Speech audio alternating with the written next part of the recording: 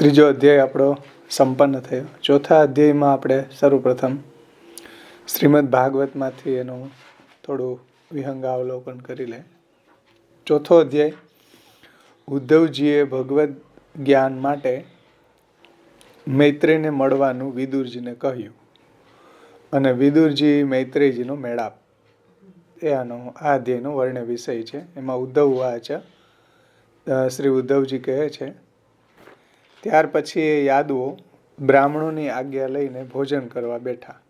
એટલે આગળના અધ્યાયમાં એ વાત આવી છેલ્લે કે ભાઈ એને પ્રભાસની અંદર બધા જે યાદવો હતા એ ત્યાં બધા રથ ને ઘોડાઓ ને બધું લઈને ગયા અને ત્યાં સ્નાન કર્યું, તીર્થોદકથી પિતૃદેવ ઋષિ વગેરેનું તર્પણ કર્યું, બ્રાહ્મણોને બહુ ગુણવાળી ગાયોનું દાન કર્યું, સોનું રૂપું સૈયા વસ્ત્રો મૃગચર્મ કામડા ઘોડા રથ હાથી કન્યા અને જેનાથી નિર્વાહ થઈ શકે એવી જમીન અને બહુ રસવાળું અનાજ વગેરે બ્રાહ્મણોને ભગવત બુદ્ધિથી આપ્યા.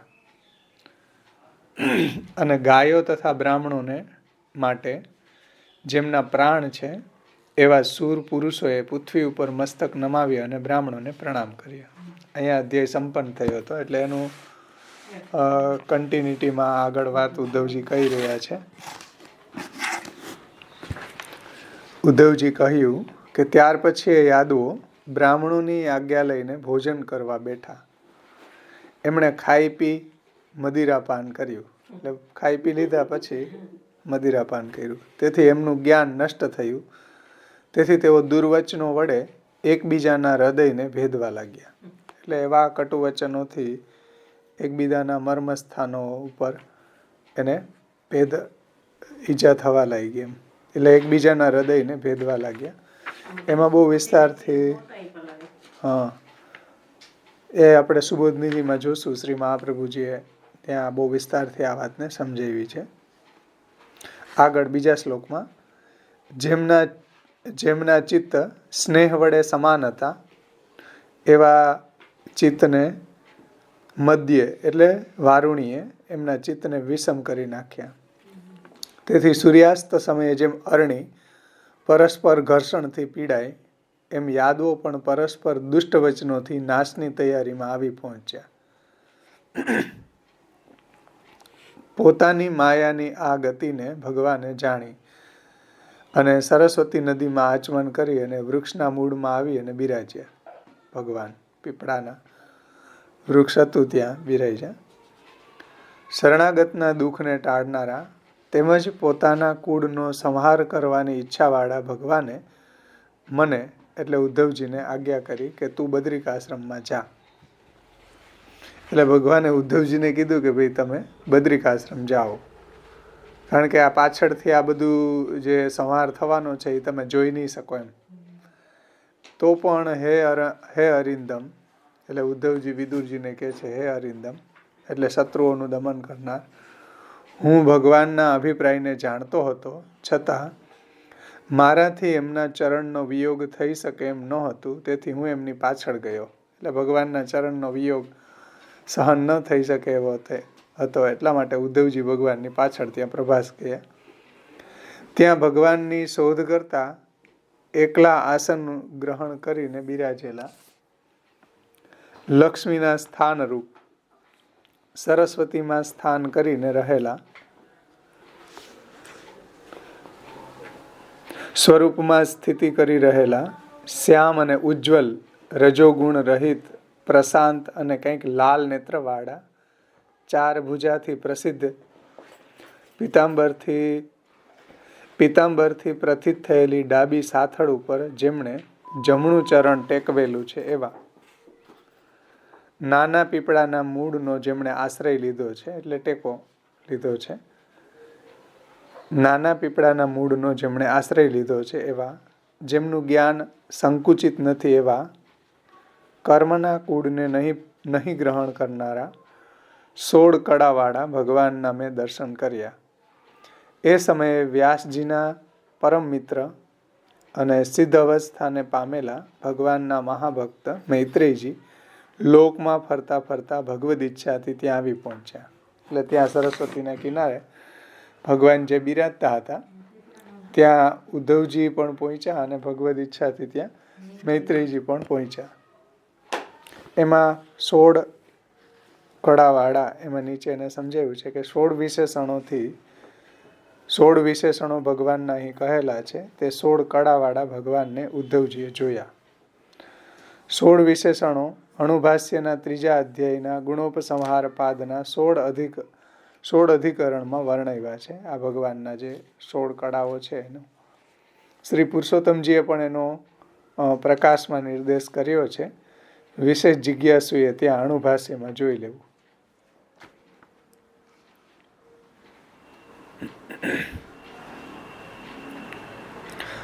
ભગવાનમાં અતિશય પ્રેમને લીધે શુદ્ધ ભાવ વડે જેમની ડોક જરા નીચી થઈ ગઈ છે એવા મૈત્રેયજીના સાંભળતા પ્રેમ અને હાસ્યપૂર્વક મારી સામે જોઈને મારા શ્રમને મટાડતા પ્રભુ મને કહેવા લાગ્યા. એટલે ઉદ્ધવજી એમ કહે છે કે ભગવાન પછી મને કહ્યું, ભગવાને કહ્યું કે હે વસુ, વિશ્વને ઉત્પન્ન કરનારા વસુઓના યજ્ઞમાં તમે પ્રથમ મારું યજન કરેલું, તેથી તમારા મનમાં જે છે એ વસ્તુ હું જાણું છું અને તે યદ્યાપી બીજાને તો મળી શકે એમ નથી, તો પણ તમે મારું યજન કરનાર હોવાથી તમને હું એ આપું છું. એટલે ભાગવત જ્ઞાન, એમ જે બીજાઓનો એમાં અધિકાર નથી એ ભાગવત હું તમને આપું છું. વળી શુદ્ધ સેવાથી તમે મને નૃલોકને છોડતી વખતે એકાંતમાં જોયો, માટે મારા અનુગ્રહથી તમારો આ છેલ્લો જન્મ છે એમ સમજો.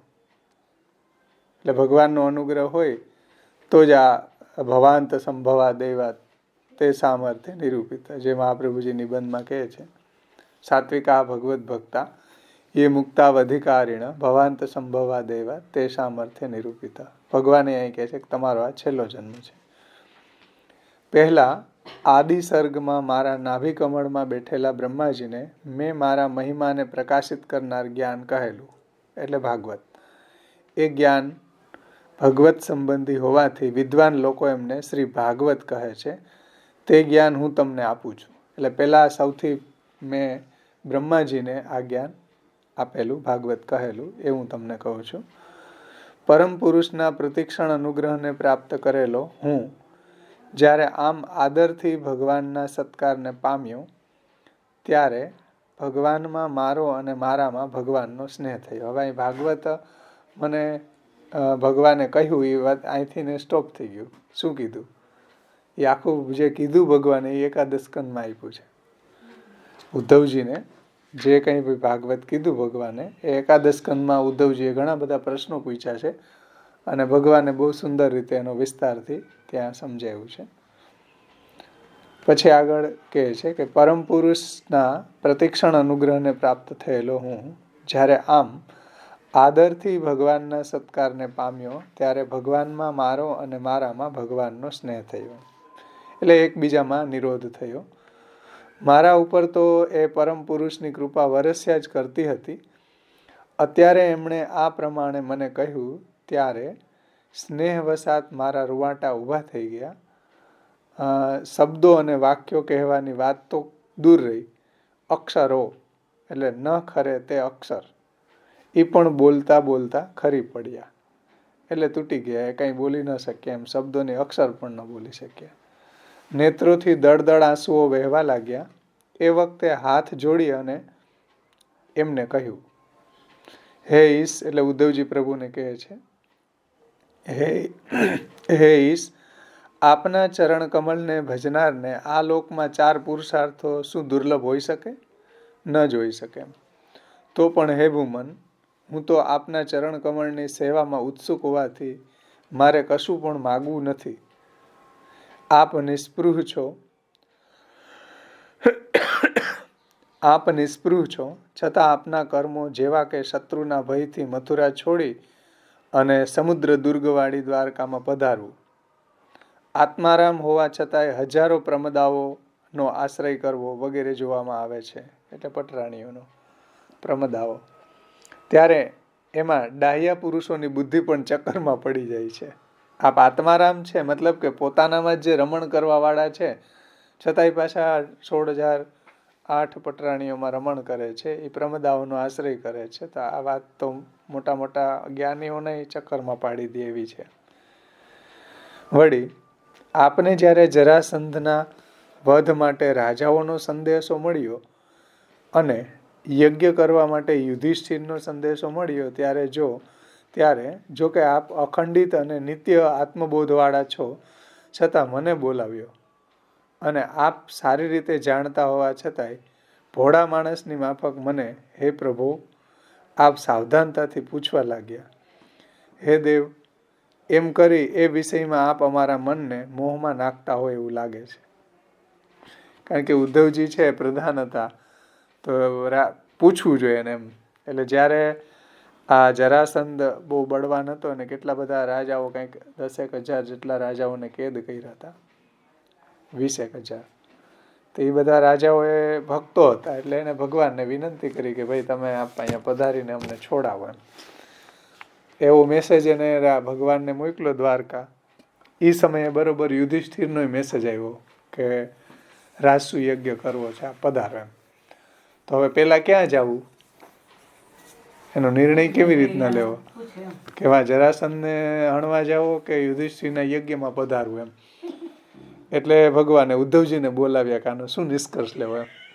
હે પ્રભુ, એ કીધું કે નિત્ય આત્મબોધવાળા હોવા છતાંય કે આપને બધું જ્ઞાન છે, નિત્ય આત્મબોધ છે, શું કરવું, પણ મને બોલાવ્યો અને આપ સારી રીતે જાણતા હોવા છતાંય ભોળા માણસની માફક મને કહેવા લાગ્યા કે હે પ્રભુ, તો આપ મને ભોળા માણસની માફક મને, હે પ્રભુ, આપ સાવધાનતાથી પૂછવા લાગ્યા. એટલે ઉદ્ધવજી ભગવાનને કહે છે હે પ્રભુ, એ ભગવાનનું સંબોધન છે. ઉદ્ધવજી કહે છે હે પ્રભુ, આપ સાવધાનતાથી મને પૂછવા લાગ્યા કે આમાં શું કરવું એમ. પહેલા આપણે કયો નિર્ણય લેવો. હે દેવ, એમ કરી એ વિષયમાં આપ અમારા મનને મોહમાં નાખતા હોય એવું લાગે છે એમ. એટલે બધું જાણતા હોવા છતાંય આપ મને પૂછતા હતા એમ. એટલે એમ કરીને અમને મોહમાં નાખો છો.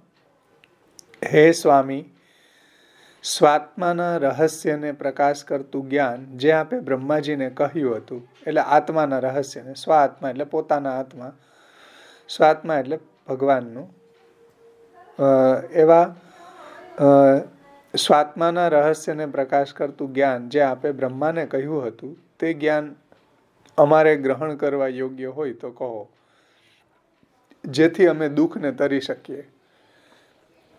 એવી રીતના મેં જ્યારે ભગવાનને મારા હૃદયનો અભિપ્રાય કહ્યો, ત્યારે એ કમળ નેત્ર ભગવાન આત્માની પરમ સ્થિતિનો મને ઉપદેશ કરવા લાગ્યા. એટલે ભગવાને ત્યારે બધો ઉપદેશ આપ્યો છે. આત્મતત્વનું જ્ઞાન, બ્રહ્મ તત્વનું જ્ઞાન, બધું જ્ઞાન ત્યાં ભગવાને આપ્યું, એ જે એકાદશ સ્કંદમાં વિસ્તારથી સમજાવ્યું છે.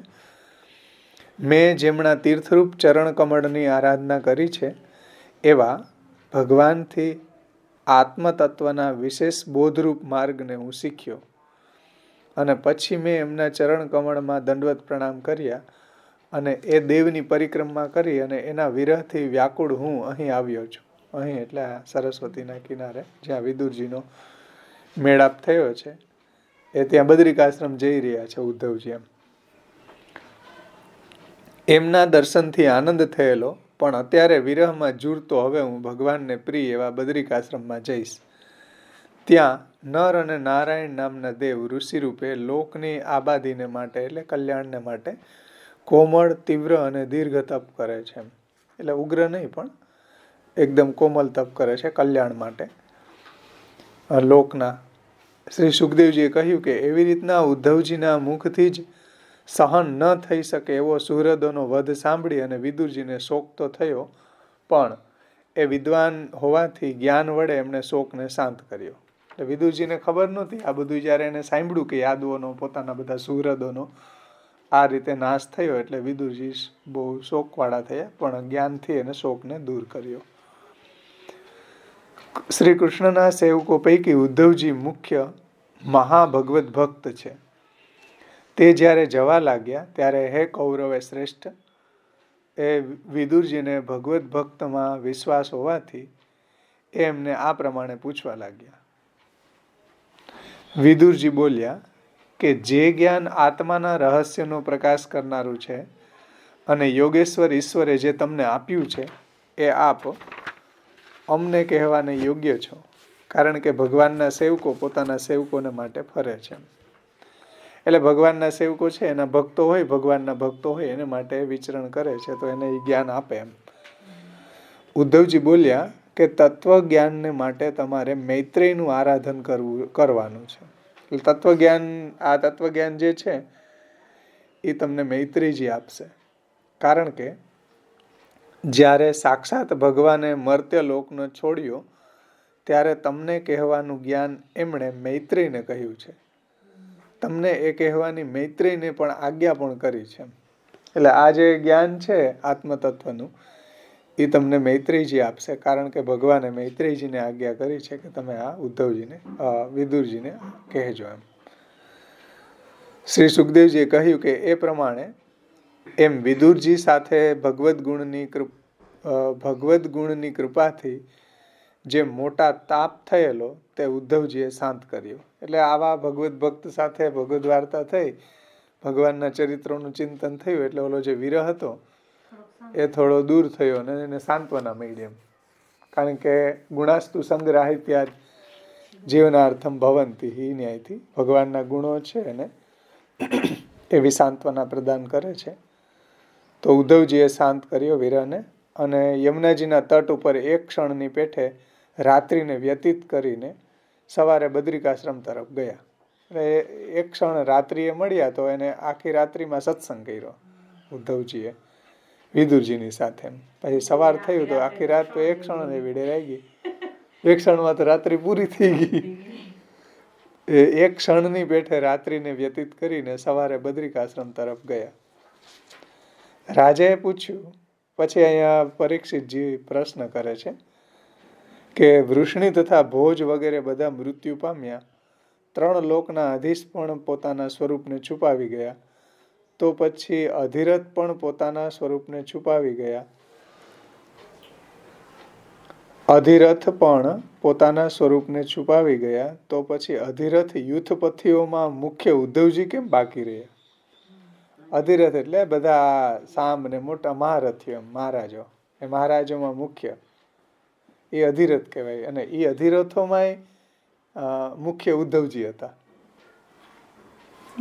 પછી અધિરથના યુથપતિઓમાં મુખ્ય ઉદ્ધવજી હતા એમ. એટલે અધિરથ એટલે અધિક બળવાન નહીં થાય. અધિક બળવાન જે બધા યાદવો હતા એમાંના યુથપતિઓમાં મુખ્ય ઉદ્ધવજી હતા. એ કેમ બચી ગયા? આવો પ્રશ્ન પરીક્ષિતજીએ પૂછ્યો છે. શ્રી સુખદેવજીએ કહ્યું, એટલે બધા એ યાદવોનો નાશ થયો તો ઉદ્ધવજી તો યાદવ હતા, એને કેમ શ્રાપ ન લાગ્યો? એ કેમ બચી ગયા? ઉદ્ધવજી હતા, વજ્રનાભ હતા.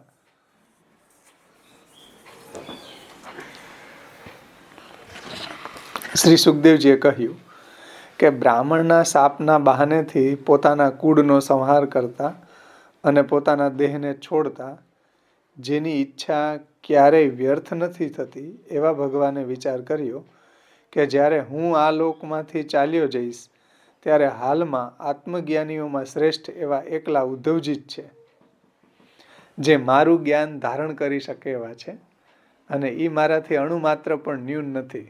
ઉદ્ધવજી ભગવાન એમ કહે છે કે ઉદ્ધવજી છે એ મારાથી જરા પણ ન્યૂન નથી. એ ગુણો વડે ખળભળતા નથી, એટલે સાત્વિક તામસ વગેરે ગુણોથી એના વડે ખળભળતા નથી.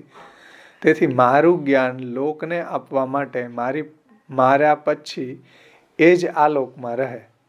એટલે ઉદ્ધવજી બૈચા એમ ભગવાનની ઈચ્છાથી ઉદ્ધવજી છે બૈચા, બીજા બધા એનો નાશ થયો.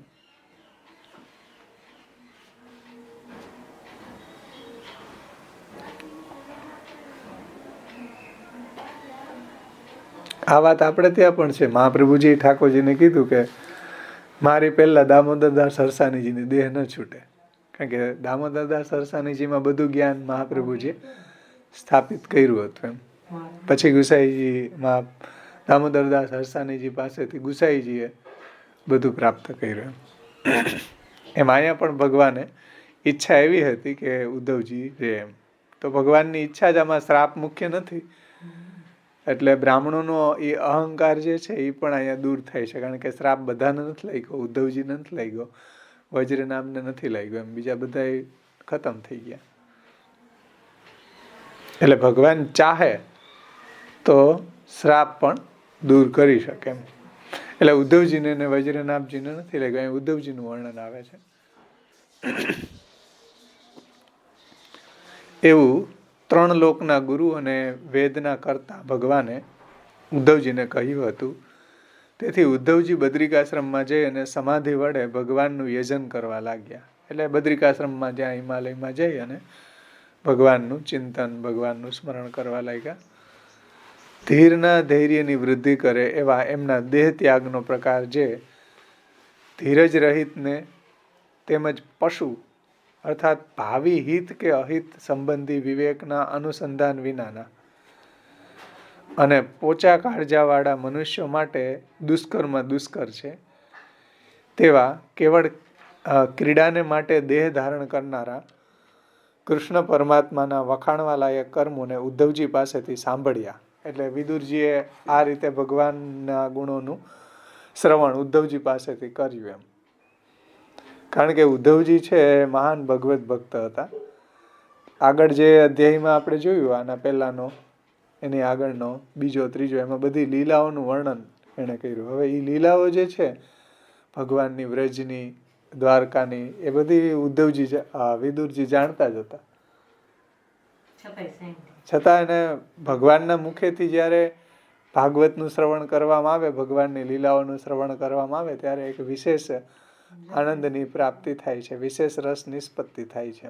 એટલે ઉદ્ધવજી પાસેથી આવા ભગવાનના વખાણવા લાયક ચરિત્રો છે એને સાંભળ્યા. અને કૃષ્ણએ પોતાને પણ અંતિમ સમયે યાદ કર્યો એમ વિદુરજીને, કે ભાઈ મૈત્રેયજીને ભગવાને કીધું કે આ જ્ઞાન તમે વિદુરજીને આપજો. તો આ વિદુરજીને ભગવાને છેલ્લે યાદ કર્યા, એટલે વિદુરજીને વિશેષ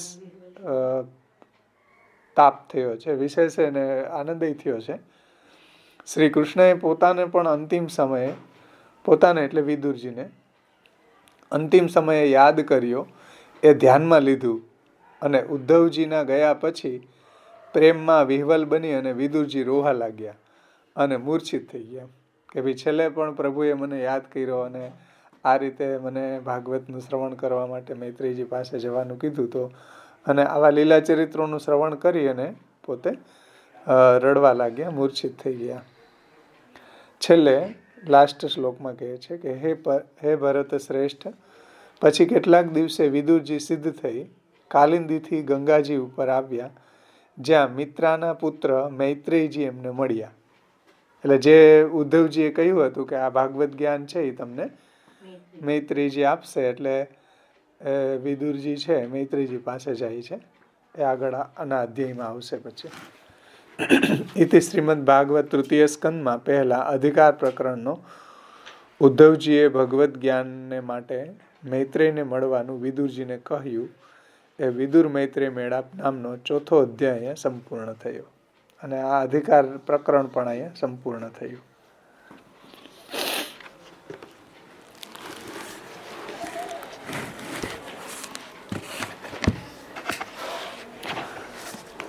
ભાગવતાર્થ નિબંધનું આપણે થોડુંક પારાયણ કરીને પછી આગળ અધ્યાય સુબોધનીજીનું અવગાહન કરશું. આ 4થા અધ્યાયના ભાગવતાર્થ પ્રકરણમાં શ્રી આચાર્ય ચરણો આજ્ઞા કરે છે.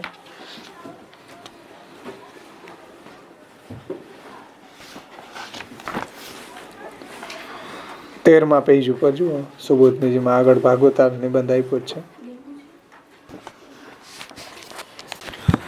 ભાગવતાર્થ પ્રકરણમાં શ્રી મહાપ્રભુજી 4થા અધ્યાયમાં સમજાવે છે કે 4થા અધ્યાયના પહેલા 2 શ્લોકથી વિદુરજીએ યાદવોના ખાસ નામ દઈને પૂછેલા કુશલનો ઉત્તર સામાન્ય રીતે આપેલો છે.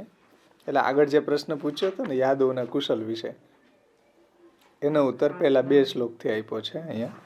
ત્યાર પછી ભગવાને ભક્ત અને બંધુ યાદવોનો વધ કરાવ્યો એવો દોષ ભાસે તે દૂર કરવા માટે ભગવાને એમનો વધ કરાવી તે ભક્તોનો ઉદ્ધાર જ કરેલો છે એમ ત્યાર પછીના 20 શ્લોકથી કહ્યું છે. એટલે 3 થી લઈને 22 શ્લોકમાં એ વાત સમજાવી છે કે યાદવોનો વધ કરાવ્યો છે એ એના કલ્યાણ માટે જ છે, એટલે એને મુક્તિ પ્રાપ્ત થાય એટલા માટે જ છે. એટલે ભગવાનમાં કોઈ દોષ આવતો નથી. એટલે ઉપર કીધું ને, એવો દોષ ભાસે એ દૂર કરવા માટે ભગવાને એમનો વધ કરાવી અને ભક્તોનો ઉદ્ધાર કર્યો છે. એટલે પ્રભુની અંદર કોઈ દોષ નથી એમ. તે સમયે જે ભક્ત ન હતા તે વિદુરજીનો ઉદ્ધાર કરવા સંબંધમાં ત્યાર પછીના 4 એટલે 23 થી 16 નહીં પણ 26 શ્લોક કહેલા છે. અહીંયા ભક્ત ન હતા એવો જે શબ્દ મૂક્યો છે ને એ થોડો કન્ફ્યુઝન વાળો છે.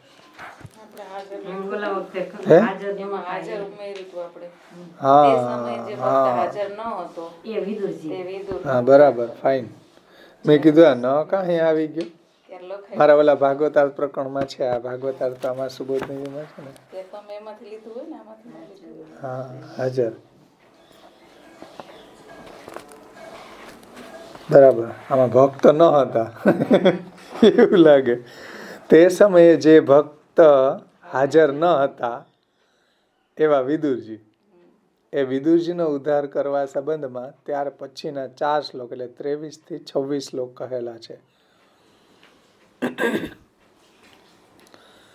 પછીના 27મો શ્લોક છે એ ભગવાનની આજ્ઞા શ્લોક 26માં જણાવેલી પ્રસિદ્ધ થાય તે માટે ઉદ્ધવ અને વિદુરજીએ 2 છૂટા પડ્યાનું કહે છે. એટલે ભગવાને જે આજ્ઞા કરી બદ્રિકાશ્રમ જવાની ઉદ્ધવજીને, એટલે ઉદ્ધવજી છે વિદુરજીથી છૂટા પડી અને બદ્રિકાશ્રમ જાય છે. ત્યાર પછી પરીક્ષિતને સંદેહ થાય છે કે બ્રાહ્મણના શાપથી આખા યદુકુલનો નાશ થવાનો હતો તો ઉદ્ધવજી કેમ બચી ગયા. એ રાજાનો સંદેહ સુખદેવજી દૂર કરે છે અને આ સંદેહ અને એનું નિવારણ 5 શ્લોકથી એટલે 28 થી 32 શ્લોકથી કરેલું છે. ત્યાર પછીના 4 શ્લોકથી 33 થી 36 શ્લોકથી વિદુરજીને મૈત્રેય મળ્યાનું જણાવેલું છે. આ રીતે આખા અધ્યાયની શ્લોકોની પ્લેસમેન્ટ છે. આ રીતે વર્ણ વિષય છે એમ શ્લોકોમાં. એ પ્રમાણે આ ચોથા અધ્યાયમાં 6 વિષયો અનુક્રમે કહેલા છે. એટલે આ 6 વિષયો જે અહીં વર્ણવ્યા 1 થી 6 એનું અનુક્રમે વર્ણન છે આ શ્લોકોની અંદર. આ પ્રમાણે ચોથા અધ્યાયમાં 6 વિષયો અનુક્રમે કહેલા છે. ભગવાને જ્ઞાન આપ્યું ત્યારે હાજર રહેનારા ભક્ત ઉદ્ધવજી હતા. વિદુરજી હાજર ન હતા.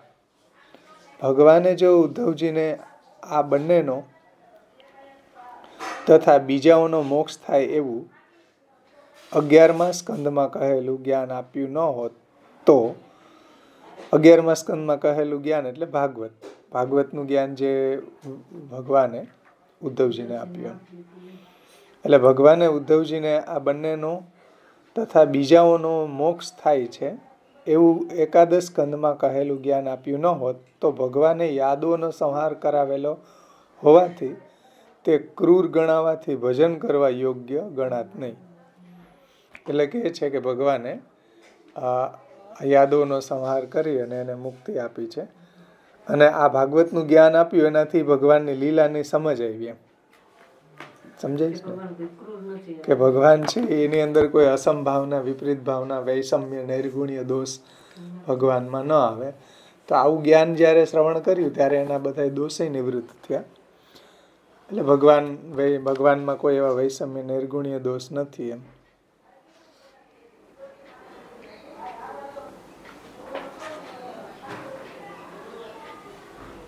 ના કીધું તેમ લાગે ને કે યાદવોનો ભગવાનને નાશ કરાવી નાખ્યો. એટલે બીજાઓનો મોક્ષ થાય એવું 11 સ્કંદમાં કહેલું જ્ઞાન આપ્યું અને એવું આપ્યું ન હોત તો ભગવાને યાદવોનો સંહાર કરાવેલો હોવાથી ક્રૂર ગણાવાથી ભજન કરવા યોગ્ય ન ગણાત એમ. પણ ભગવાને એ વાત ત્યાં 11 સ્કંદમાં એને જ્ઞાન આપ્યું ત્યારે એને સમજાવી છે. એટલે ત્યારે એને વાત સમજાઈ ગઈ કે ભગવાનની જે આ લીલા છે એનાથી નહીં યાદવોનું કલ્યાણ જ થયું છે.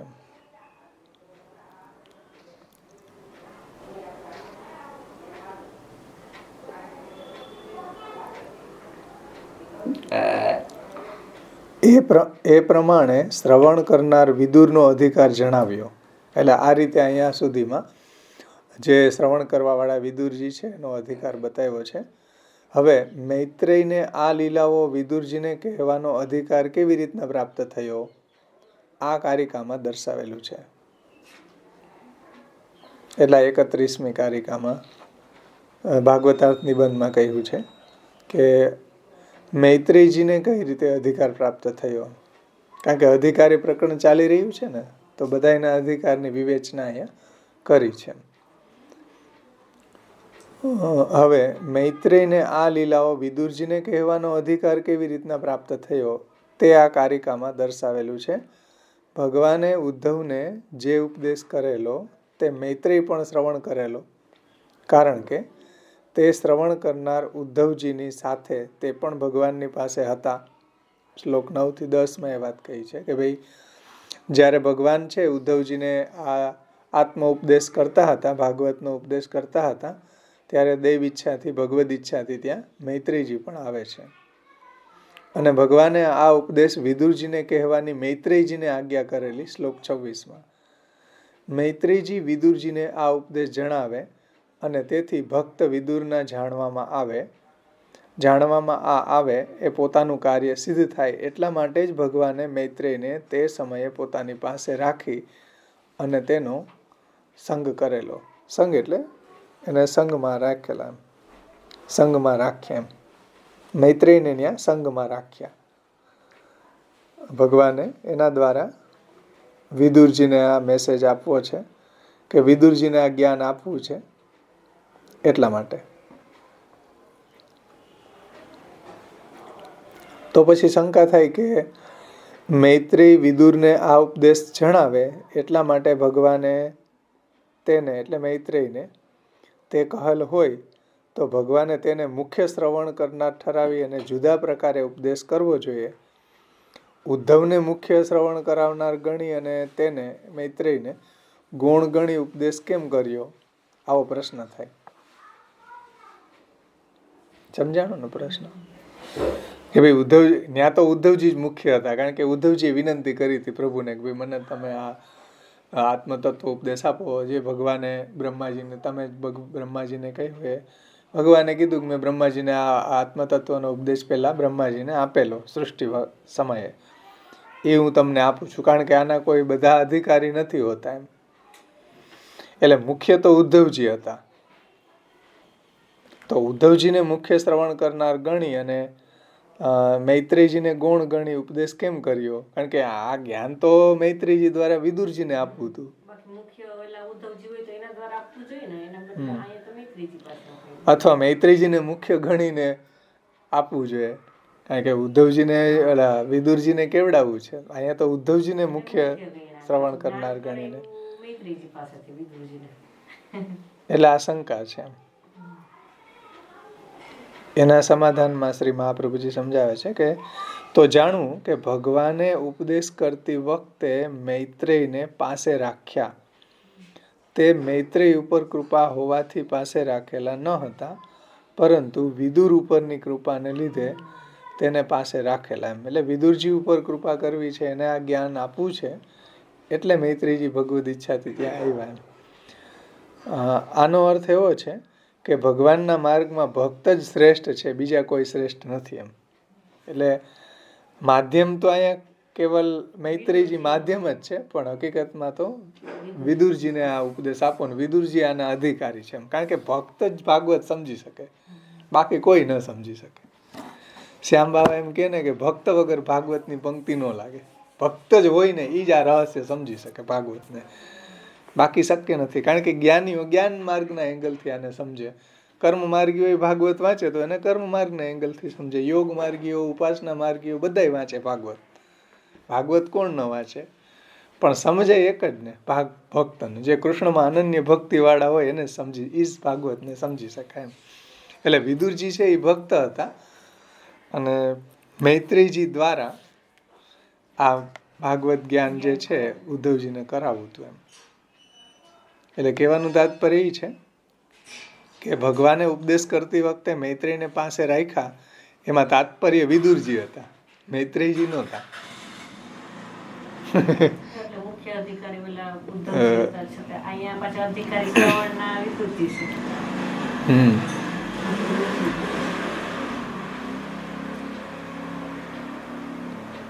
એટલે ભગવાને મૈત્રેયજીને મુખ્ય શ્રવણ કરનાર ઠરાવીને જુદા પ્રકારે ઉપદેશ કરવો જોઈએ. નીચે તો જાણવું કે ભગવાન ઉપદેશ કરતી વખતે મૈત્રેયને પાસે રાખ્યો તે મૈત્રેય ઉપર કૃપા હોવાથી પાસે રાખેલા ન હતા, પરંતુ વિદુર ઉપરની કૃપાને લીધે મૈત્રેયજીને પાસે રાખેલા. આનો અર્થ એવો છે કે ભગવાનના માર્ગમાં ભક્ત જ શ્રેષ્ઠ છે, એમ બીજો કોઈ શ્રેષ્ઠ નથી. એમ ભગવાન માર્ગની અંદર તો ભક્તની શ્રેષ્ઠતા છે. એટલે વિદુરજી છે એ ભગવાનના ભક્ત છે અને એ જ આ રહસ્યને સમજી શકે. અને મૈત્રેયજી છે એ જ્ઞાની છે, પરાશરના શિષ્ય છે. આગળ આવ્યું હતું ને પેલા વેદવ્યાસજીના. પણ ભગવાનનું જે મૈત્રેયજી દ્વારા વિદુરજીને આ જ્ઞાન આપવાનો અભિપ્રાય છે. કારણ કે ભગવાનના માર્ગમાં ભક્ત શ્રેષ્ઠ છે, બીજો કોઈ શ્રેષ્ઠ નથી. આ રીતે આ અધ્યાય શ્રી મહાપ્રભુજીએ બહુ સુંદર રીતે આપણને સમજાવ્યું કે આખા અધ્યાયનો વર્ણ્ય વિષય આ રીતે ચાલશે. હવે આપણે અધ્યાયની શરૂઆત કરીએ. એમાં સર્વપ્રથમ કારિકાઓ શ્રી મહાપ્રભુજીએ સમજાવી છે. 3 કારિકાઓ છે. 3 કારિકાઓથી આગળનો જે વિષય આવશે વર્ણ વિષય એને સમજાવ્યો છે. 3.5 કારિકા.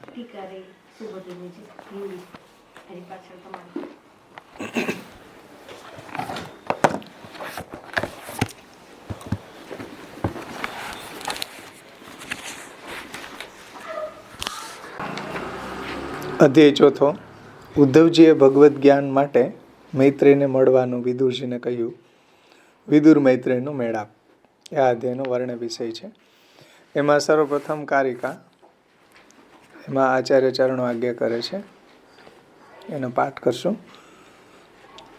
ચતુર્થે અધિકારાર્થમ બુદ્ધિર ભગવતોચ્યતે પંચધા શાસ્ત્ર સંપ્રોક્તા પંચ પર્વાધિકારિણામ સ્વરૂપમ ચ ગુણા પ્રોક્તા ફલમત્ર નિરૂપ્યતે.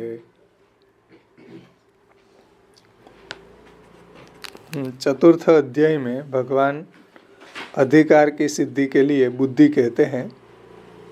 वह बुद्धि यहाँ 5 प्रकार की है, 5 प्रकार की कही गई है.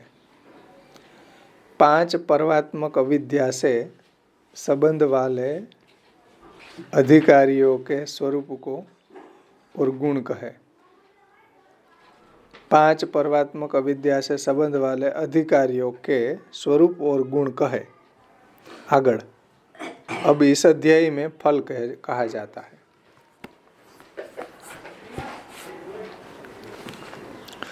ચોથા અધ્યાયમાં અધિકાર સિદ્ધ થાય તે માટે ભગવાન બુદ્ધિ કહે છે. એમાં 1 નંબરની ફૂટનોટ છે. ભગવાન એટલે વ્યાસ અથવા સુખદેવજીએ, વેદવ્યાસજી અથવા સુખદેવજીએ ચોથા અધ્યાયની અંદર અધિકાર સિદ્ધ થાય એટલા માટે બુદ્ધિનું વર્ણન કર્યું. તે અહીં 5 પ્રકારની કહેલી છે. એટલે બુદ્ધિ જે છે એ 5 પ્રકારની છે, એના ફંક્શન, એની વૃત્તિ. એમાં 2 નંબરની ફૂટનોટ છે. 5 પ્રકારની એટલે સ્મૃતિ, નિશ્ચય, સંશય અને 4-5 એમ 2 પ્રકારના ખોટા જ્ઞાન કરાવનારી, એમ 5 પ્રકારની છે. એટલે બુદ્ધિના 5 વૃત્તિ છે. નિબંધમાં મહાપ્રભુજીએ સર્વનિર્ણય નિબંધમાં આ વાત સમજાવી છે. સંશય, નિશ્ચય, વિપર્યાસો. સંશય, નિશ્ચય, વિપર્યાસો. સંશય, નિશ્ચય, સ્મૃતિ. સ્મૃતિ, સ્વાપ એવ ચ. સ્મૃતિ અને સ્વાપ 5 એના ફંક્શન છે. સંશય, અહીંયા કીધું સ્મૃતિ, નિશ્ચય, સંશય, વિપર્યાસ અને સ્વાપ, એવા 5 એના ફંક્શન છે બુદ્ધિના. એ બુદ્ધિર્વૃત્તિ એવું શાસ્ત્રનું વાક્ય છે. જો કે બુદ્ધિની 5 વૃત્તિઓ છે. એક સ્મૃતિ એટલે સ્મરણ થવું. નિશ્ચય એટલે આપણને કોઈ બી વસ્તુનું નિશ્ચય જ્ઞાન થવું. સંશય એટલે કોઈ વસ્તુનું આપણને સંશયવાળું જ્ઞાન થવું. અને વિપર્યાય એટલે ભ્રાંતિ, વિપર્યાય. સંશય, નિશ્ચય, વિપર્યાસો. સ્મૃતિ, સ્વાપ એવ ચ.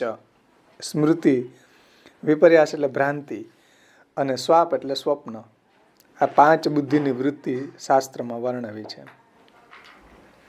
સ્મૃતિ, નિશ્ચય, સંશય, વિપર્યાસ અને સ્વાપ એ 5 બુદ્ધિની વૃત્તિ છે.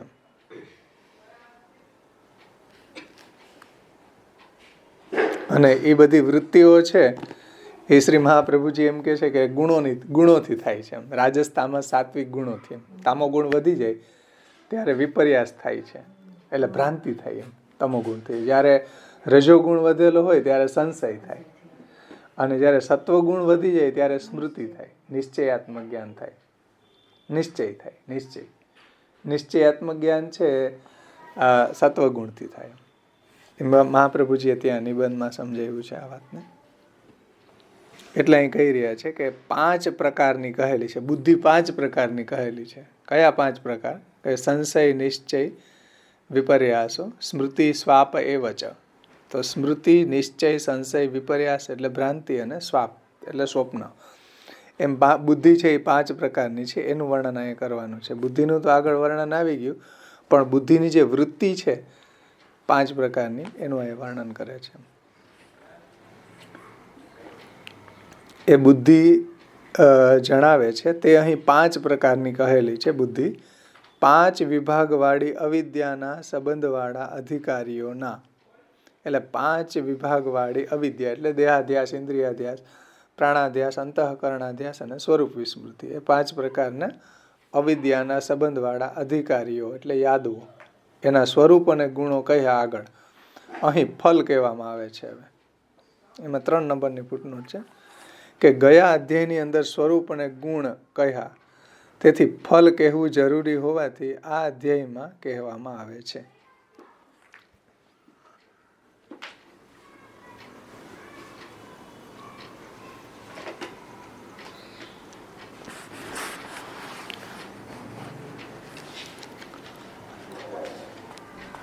ત્યાર પછીની આગળ બીજી કારિકામાં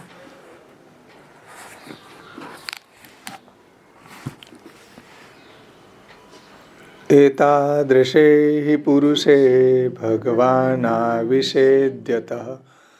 તદેવ તદ્ગતા સર્વે બુધ્યન્તે નાન્યથા યથા.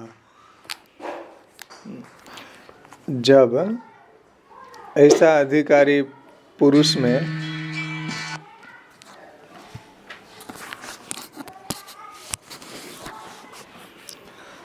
जब ऐसा अधिकारी पुरुष में भगवान स्वयं आवेश करते हैं तब ही उसमें रहे हुए सर्व वस्तुओं का वास्तविक ज्ञान होता है.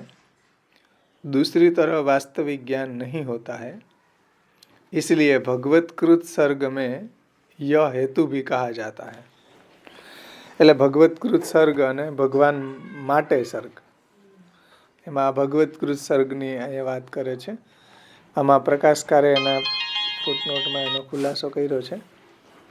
કારણ કે જ્યારે આવા પુરુષમાં ભગવાન આવેશ કરે છે ત્યારે જ એમનામાં રહેલા સર્વનું વાસ્તવિક જ્ઞાન થાય છે, બીજા પ્રકારે થતું નથી. એમાં 4 નંબરની ફૂટનોટ છે કે આવા પુરુષમાં ભગવાન આવેશ કરે ત્યારે જ એમનામાં રહેલા સર્વનું વાસ્તવિક જ્ઞાન થાય. એટલે શું? તો એમાં પ્રકાશકાર કહે છે કે યાદવો ભગવાનનો આવેશ થવા યોગ્ય છે એમ જણાવવા માટે ગયા અધ્યાયમાં એમના સ્વરૂપ અને ગુણ કહ્યા કે ભાઈ યાદવો ભગવાનના ભક્ત હતા, બ્રાહ્મણોના ભક્ત હતા, વગેરે વગેરે. હા, ભગવાન એનું રક્ષણ કરતા હતા. તો યાદવો જે છે એ ભગવાનનો આવેશ થવા યોગ્ય છે, અને એ જણાવવા માટે ગયા અધ્યાયની અંદર એના સ્વરૂપ અને ગુણ કહ્યા. જ્યારે આવેશ થાય ત્યારે ગુણો સારી રીતે જણાય. એના ભગવાનનો જ્યારે એમાં આવેશ થાય ત્યારે ગુણો એને સારી રીતે જાણી શકાય કે જણાય. તેથી ગુણો જણાવવા માટે ભગવાનના આવેશરૂપી ફલ કહેવું તે કહેવાનું પ્રયોજન છે. એટલે અહીં કીધું ને ઉપર કે ફલ કહેવામાં આવે છે પેલી કારિકામાં. ફલ શું? ભગવાનનો આવેશરૂપી ફલ એમ. તેથી ગુણો જણાવવા ભગવાનના આવેશરૂપી ફલ કહેવું એ કહેવાનું અહીંયા પ્રયોજન છે.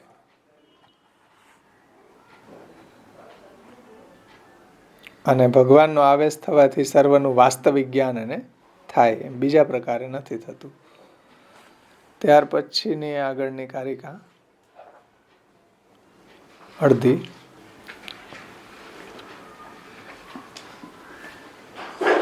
અતો ભગવતઃ સર્વે સર્ગે હેતુશ્ચાયમ નિરૂપ્યતે. અને તેથી ભગવાને કરેલા સર્ગમાં આ હેતુ પણ કહેવામાં આવે છે. એટલે ભગવત્કૃત સર્ગ છે.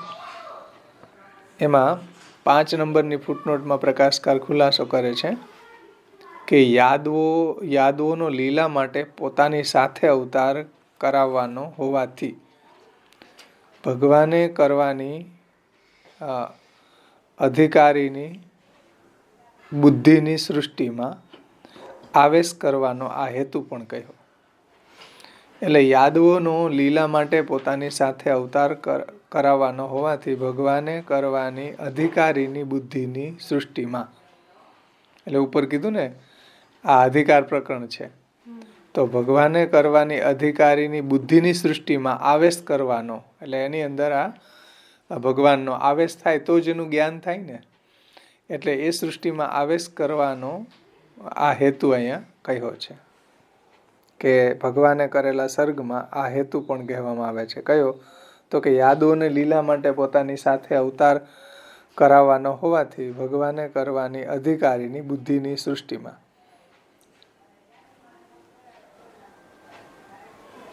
ભગવાને એમાં આવેશ કરવાનો હેતુ અહીંયા કહ્યો છે. એટલે એને ફલ પ્રદાન કરવું છે. ફલ શું? તો કે ભગવાનનો આવેશ. એટલે ભગવત્કૃત સૃષ્ટિ થઈ ને ભગવાને કરવાની સૃષ્ટિ. ભગવત્કૃત સર્ગ.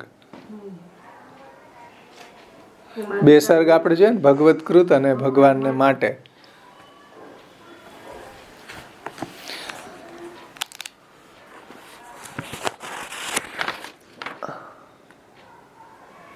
એમાં પ્રથમ શ્લોકમાં આ વાતને બહુ વિસ્તારથી સમજાવી છે. આ તો સંગ્રહ કારિકા છે, પણ આગળ જેમ જેમ વિષય ચાલશે એમ એમાં મહાપ્રભુજી આપણને આ વિષયને સમજાવશે એમ કે ભાઈ કઈ રીતે એને ફલની પ્રાપ્તિ થઈ એમ.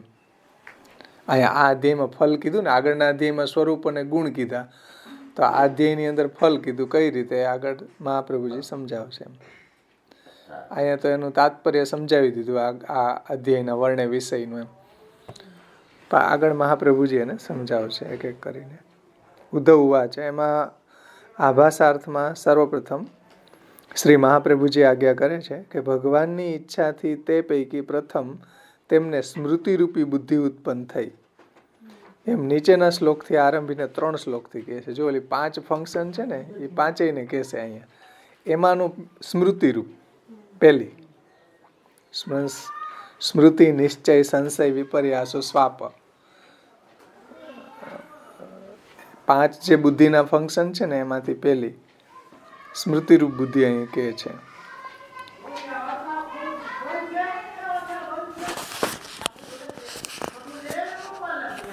ઉદ્ધવ ઉવાચ. પ્રથમ શ્લોક.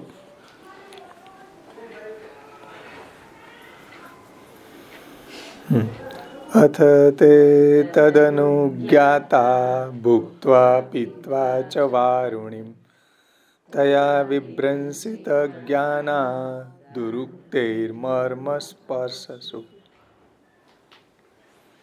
પછી એ બ્રાહ્મણોએ અનુમતિ આપેલા તે યાદવોએ ભોજન કરી તથા વારુણીનું પાન કર્યું.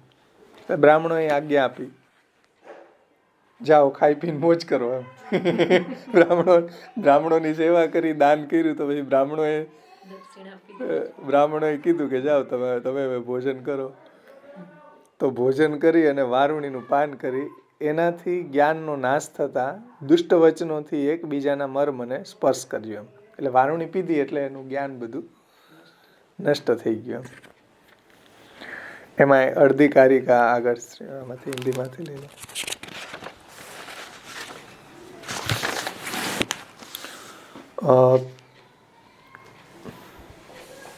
उनमें से पहले भगवद इच्छा से स्मृति रूपी बुद्धि उत्पन्न हुई, जिसका निम्न 3 श्लोकों में वर्णन करते हैं. अनंतर यादवों ने ब्राह्मणों से आज्ञा प्राप्त करके भोजन किया. बाद में वारुणी पान करने से उसका ज्ञान नष्ट हो गया, जिससे एवं दुर्वचन कहे जिन वचनों ने यादव के मर्म का ही स्पर्श किया. એટલે એના મર્મ સ્થાનમાં એની ઇફેક્ટ થઈ એટલી બધી એમ આ દુર્વચનોની. એમાં અડધી કારિકામાં શ્રી મહાપ્રભુજી સર્વપ્રથમ આગળનો વર્ણ્ય વિષયને થોડો સમજાવે છે. જો કે કારિકા જ છે આગળની 4, 5. આગળ જે વિષય આવવાનો છે એને શ્રી મહાપ્રભુજી પહેલા સમજાવે છે. અડધી કારિકા. તામસી રાજસી ચૈવ સાત્વિકી ચેતી સાક્રમાત. 3 શ્લોકથી કહે છે. અમે કીધું ને કે સ્મૃતિ રૂપી બુદ્ધિ જે ઉત્પન્ન થઈ 3 શ્લોકથી કહે છે. આ જે સ્મૃતિરૂપ બુદ્ધિ થઈ, સ્મૃતિરૂપી બુદ્ધિ ઉત્પન્ન થઈ 3 શ્લોકથી કહે છે. કારણ કે એ બુદ્ધિ અનુક્રમે તામસી તેમજ રાજસી અને સાત્વિકી છે. એટલે 3 શ્લોકથી એમાં આમાં તામસી બુદ્ધિ કહે છે, આગળ રાજસી, પછી સાત્વિકી. એમ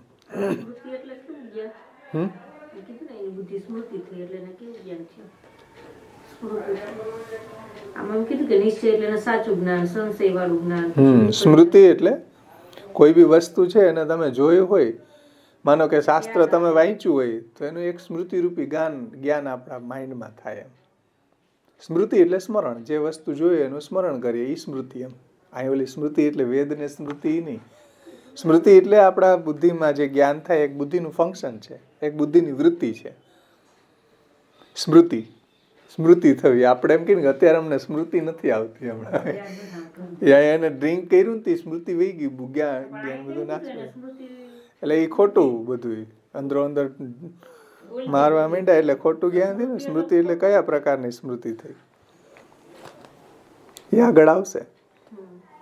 અહીંયા કીધું ને 3 શ્લોકથી બુદ્ધિ અનુક્રમે તામસી તેમજ રાજસી અને સાત્વિકી એનું વર્ણન કરે છે. પહેલા આવા હોવા છતાં યાદવો સર્વ દોષથી મુક્ત થયા. એટલે બ્રાહ્મણોનું જે સેવા કરી, બધું કર્યું, ઓલો શ્રાપ વગેરે થયું, બધું દોષથી મુક્ત થઈ ગયા. ભગવાનની ઈચ્છાથી થાક ઉતારવો એવો એમને વિચાર થયો.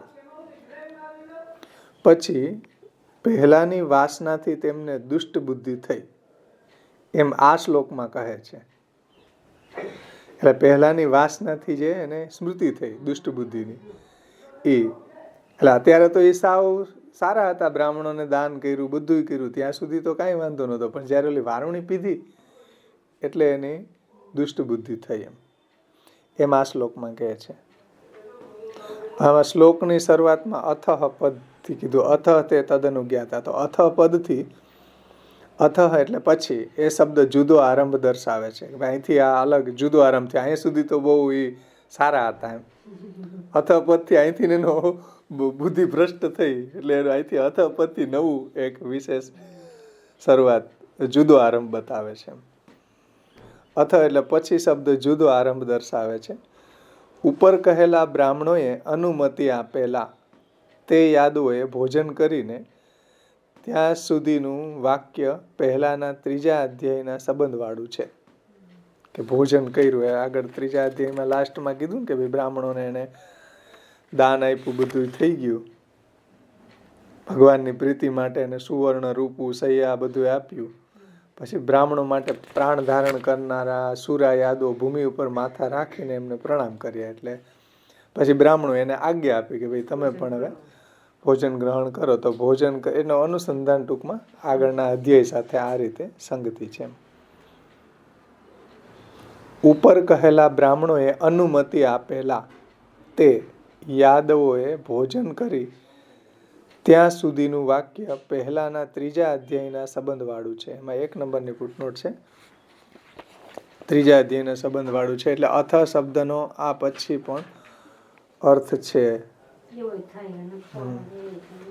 3 અધ્યાયના સંબંધવાળું છે. એમાં 1 નંબરની ફૂટનોટ છે કે અથ શબ્દનો આ પછી, એમ પછી એવો પણ અર્થ થાય. અને જુદો આરંભ બતાવ્યો છે ઉપર.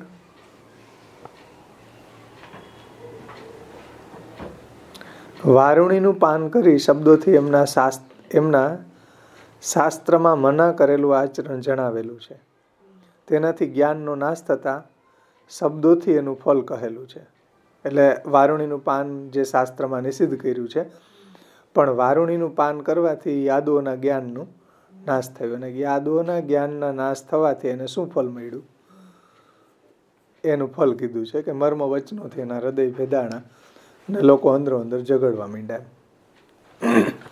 हिंदी પણ સાથે લઈ લે.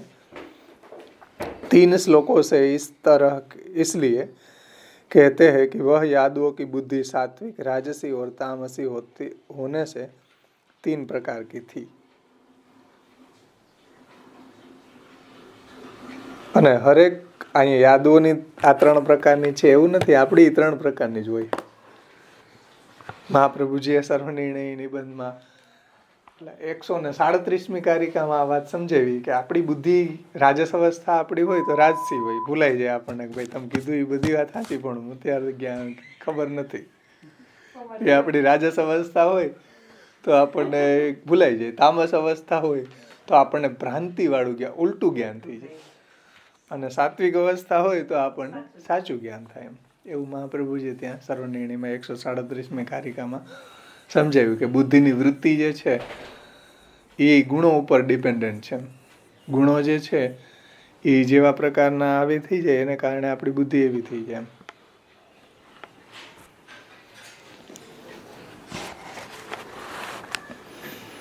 तो 3 श्लोक से इसलिए कहते हैं कि वह यादवों की बुद्धि सात्विकी, राजसी और तामसी होने से 3 प्रकार की थी. पहले यादव ऐसे होते हुए भी सर्व दोषों से मुक्त हो गए थे. भगवद इच्छा से उनकी मति ऐसी हुई कि क्रीड़ा करके थकावट दूर करे. पश्चात आगे की वासना से उनकी बुद्धि दुष्ट हो गई. यों इस श्लोक में कहते हैं. अतः शब्द कहकर सूचित करते हैं कि अब पृथक विषय का आरंभ होता है. पूर्व कहे हुए उन निर्दोष यादवों ने ब्राह्मण की आज्ञा से भोजन किया. यहाँ तक पूर्व अध्याय से संबंध वाला है. अथ शब्द का अर्थ अनंतर यानी कि बाद में भी होता है. એટલે પછી એવો થાય, बाद में भी होता है. अतः बाद में એટલે બ્રાહ્મણોનું બધું જે સ્વાગત કર્યું, એને પૂજા કરી, એને બધું દાન કર્યું વગેરે વગેરે કર્યું. પછી બાદ મેં વારુણી અને પછી ભોજન કર્યું. અને પછી वारुणी पीतवा, वारुणी यानी मदिरा का पान करके यादवों ने शास्त्र विरुद्ध आचरण किया, जिसका फल यह हुआ कि उसका ज्ञान नष्ट हो गया. वारुणी पीवाने कारणे एनु ज्ञान एनी स्मृति छे नष्ट थई गई. एमां 4थी कारिका छे. આગળ શ્રી મહાપ્રભુજી સમજાવે છે.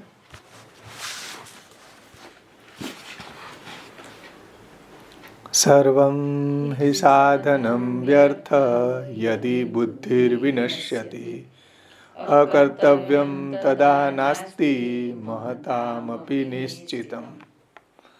કારણ કે જો બુદ્ધિનો નાશ થઈ જાય તો બધું સાધન વ્યર્થ થઈ જાય. ગમે એટલું સાધન હોય પણ બુદ્ધિ જ બધું સાધન વ્યર્થ થઈ જાય બુદ્ધિનો નાશ થવાથી. એમાં 2 નંબરની ફૂટનોટમાં શ્રી પુરુષોત્તમજી સમજાવે છે કે મના કરેલા આચરણથી જ્ઞાનનો નાશ થયો એમ જણાવી તેવું આચરણ ન કરવું એવી બુદ્ધિ આ શ્લોકથી સૂચવેલી છે. કે ભાઈ શાસ્ત્ર વિરુદ્ધ આચરણ ન કરવું. એમ માનો કે આ ડ્રિંક કર્યું તો એ શાસ્ત્ર નિષિદ્ધ કીધું એટલે એવા પદાર્થો જે છે એનું આપણે ભક્ષણ ન કરવું જોઈએ. એનાથી આપણી બુદ્ધિ ભ્રષ્ટ થઈ જાય. તો મના કરેલા આચરણથી જ્ઞાનનો નાશ થયો એમ જણાવીને તેવું આચરણ ન કરવું એવી બુદ્ધિ આ શ્લોકથી સૂચવેલી છે. તેથી તે જણાવવું તથા પોતાની સરસાઈનું અનુસંધાન દુષ્ટપણું જણાવનારું છે એમ જણાવવું એ આ શ્લોકનું પ્રયોજન છે. કે ભાઈ આ રીતે એનું જ્ઞાન નષ્ટ થઈ ગયું અને પછી એ પોતાની પેલા સરસાઈ હતી ને, પેલા યાદો સારા હતા, પણ જ્યારે આવું ડ્રિંક કર્યું ત્યારે એનું દુષ્ટપણું જણાવનારું છે. આમાં સમજાવશે શ્લોકમાં. એમ જણાવવું એ આ શ્લોકનું પ્રયોજન છે, એમ કે એનું દુષ્ટપણું.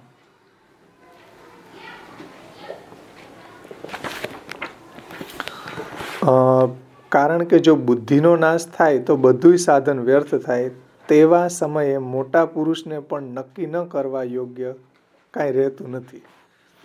એટલે મોટા પુરુષ હોય પણ જો બુદ્ધિનો નાશ થઈ ગયો હોય પછી એનું બધું સાધન વ્યર્થ થઈ જાય. અહીંયા કીધું કે અગર बुद्धि नष्ट हो जाती है तो सब साधन व्यर्थ हो जाता है. तब महापुरुष भी यह निश्चय नहीं कर सकते हैं कि हमको यह कार्य न करना चाहिए. મહાપુરુષ હોય પણ ત્યારે ત્યારે ઠેકાણે ન રહી એમ મગજ. આપણે એમ કે ત્યારે મારું ઠેકાણે નહોતું. तो महापुरुष भी यह निश्चय नहीं कर सकता है कि हमको यह कार्य न करना चाहिए. ज्ञान नष्ट થઈ ગયું. એટલે ડ્રિંક કર્યું ને એને સમજાવે છે કે ભાઈ શાસ્ત્રમાં મના કરેલો પદાર્થ જે છે એનું એ રીતે પાન કર્યું તો હવે બુદ્ધિનો નાશ થયો. બુદ્ધિનો નાશ થયો તો બધું સાધન છે એ પણ વ્યર્થ થાય એમ. આમાં ગીતાજીમાં ભગવાને કીધું ને, ધ્યાયતો વિષયાન પુંસ સંગાસ્તે સુપજાયતે સંગાત સંજાયતે કામાત કામાત ક્રોધો બીજાયતે ક્રોધાત ભવતી સમોહ સમોહ સ્મૃતિ વિભ્રમ સ્મૃતિ ભ્રંશાત બુદ્ધિનાશો બુદ્ધિનાશાત પ્રણશ્યતિ. ન્યાય વાત સમજાવી ભગવાને કે ભાઈ બુદ્ધિનો નાશ થઈ ગયો પછી પ્રણાશ એનો ખતમ થાય છે, નાશ થાય છે એમ.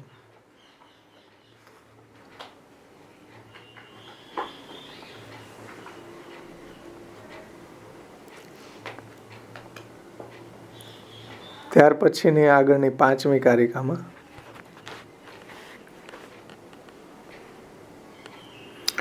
શ્રી મહાપ્રભુજી સમજાવે છે,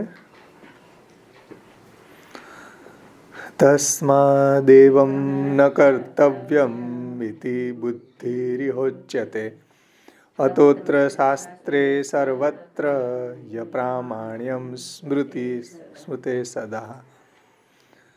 તેથી એ પ્રમાણે ન કરવું એવી બુદ્ધિ અહીં જણાવવામાં આવે છે.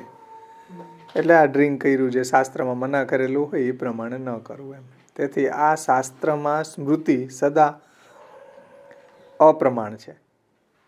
તેથી શાસ્ત્રમાં આવી જે સ્મૃતિ સદા અપ્રમાણ છે. એમાં 3 નંબરની ફૂટનોટમાં પ્રકાશકાર એનો ખુલાસો કરે છે કે મના કરેલ આચરણ ન કરવાની બુદ્ધિ સૂચવેલી છે. એટલે મના કરેલું આચરણ ન કરવું જોઈએ.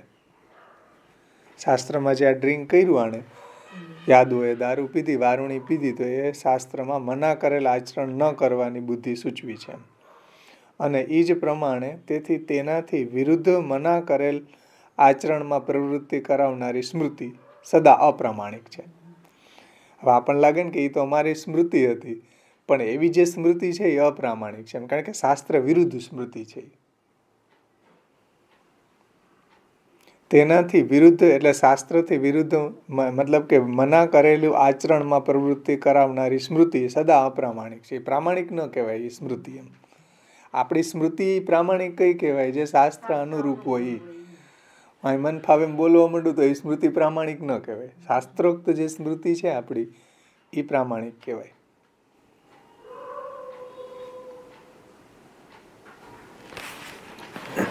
इसलिए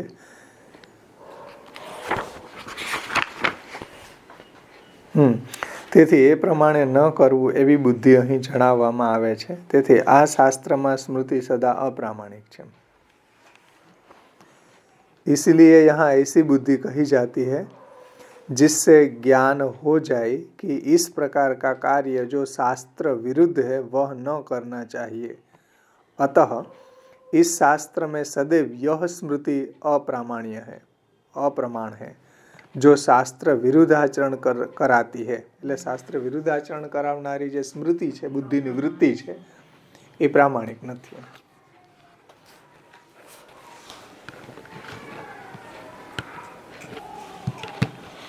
આપણી એ જે સ્મૃતિ છે એ જો શાસ્ત્રને અનુકૂળ હોય તો એ પ્રામાણિક કહેવાય, પણ શાસ્ત્ર વિરુદ્ધ જો સ્મૃતિ હોય આપણી બુદ્ધિની વૃત્તિ તો એ પ્રામાણિક નથી. એટલે તસ્માत् શાસ્ત્રમ પ્રમાણમ તે કાર્યકાર્ય વ્યવસ્થિત જ્ઞાત્વા શાસ્ત્રમ વિધાનોક્તમ કર્મ કર્તુમ ઇહ અર્હસી. જે વાત ભગવાને ગીતાજીમાં પણ કીધી છે કે ભાઈ શું કરવું અને શું ન કરવું એનો નિર્ણય શાસ્ત્રથી લેવો જોઈએ.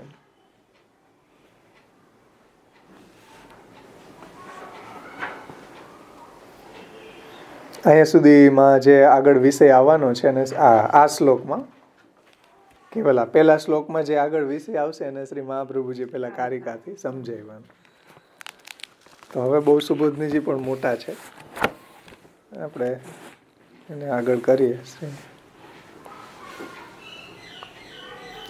વ્યાખ્યામાં શ્રી આચાર્ય ચરણો આજ્ઞા કરે છે.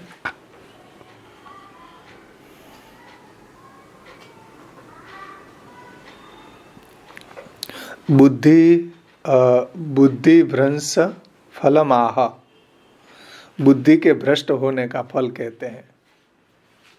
એટલે સ્વરૂપ અને ગુણ કીધા, હવે અહીંયા ફલનું વર્ણન કરે છે. બુદ્ધિ ભ્રષ્ટ અહીંયા કયા એંગલથી? આ જે બુદ્ધિ છે, આગળ એમ કીધું ને બીજી કારિકામાં, આ ચોથીમાં, કે બુદ્ધિનો નાશ થાય તો બધું સાધન વ્યર્થ થાય. એવા સમયે મોટા પુરુષો પણ નક્કી ન કરવા યોગ્ય કાંઈ રહેતું નથી. એટલે બુદ્ધિ નાશ થઈ વારુણી પીવાને કારણે એટલે બધું સાધન વ્યર્થ થયું અને એ લોકો ભ્રષ્ટ થઈ ગયા. बुद्धि के भ्रष्ट होने का फल कहते हैं. એટલે બુદ્ધિ ભ્રષ્ટ થવાથી શું પરિણામ શું આવ્યું એનું વર્ણન કરે છે કે दुरुक्ते मर्म स्पृशु, निरादर करने वाले दुष्ट वचन अर्थात जिसको जो कार्य योग्य नहीं है उससे वह कार्य प्रमाद से हो जावे अथवा तो ऐसे वचन कहे जावे तो उनको मर्म कहा जाता है. अर्थात निरादर એટલે अनादर करने वाले वचन कहने लगे. जिन वचनों ने उन यादवों के परस्पर के मर्म स्थान का स्पर्श किया जिससे वे अपना निरादर यानी कि अनादर समझकर परस्पर लड़ने लगे. એટલે આવા જે વચનો એ નિરાદર થાય એવા વચનો મર્મ સ્થાનોને ભેદવા લાગ્યા, એને કારણે એવા એ દુર્વ્યવહાર કરવા લાગ્યા. એ અહીં કહે છે કે બુદ્ધિ ભ્રંશ થવાનું આ ફલ છે. શું?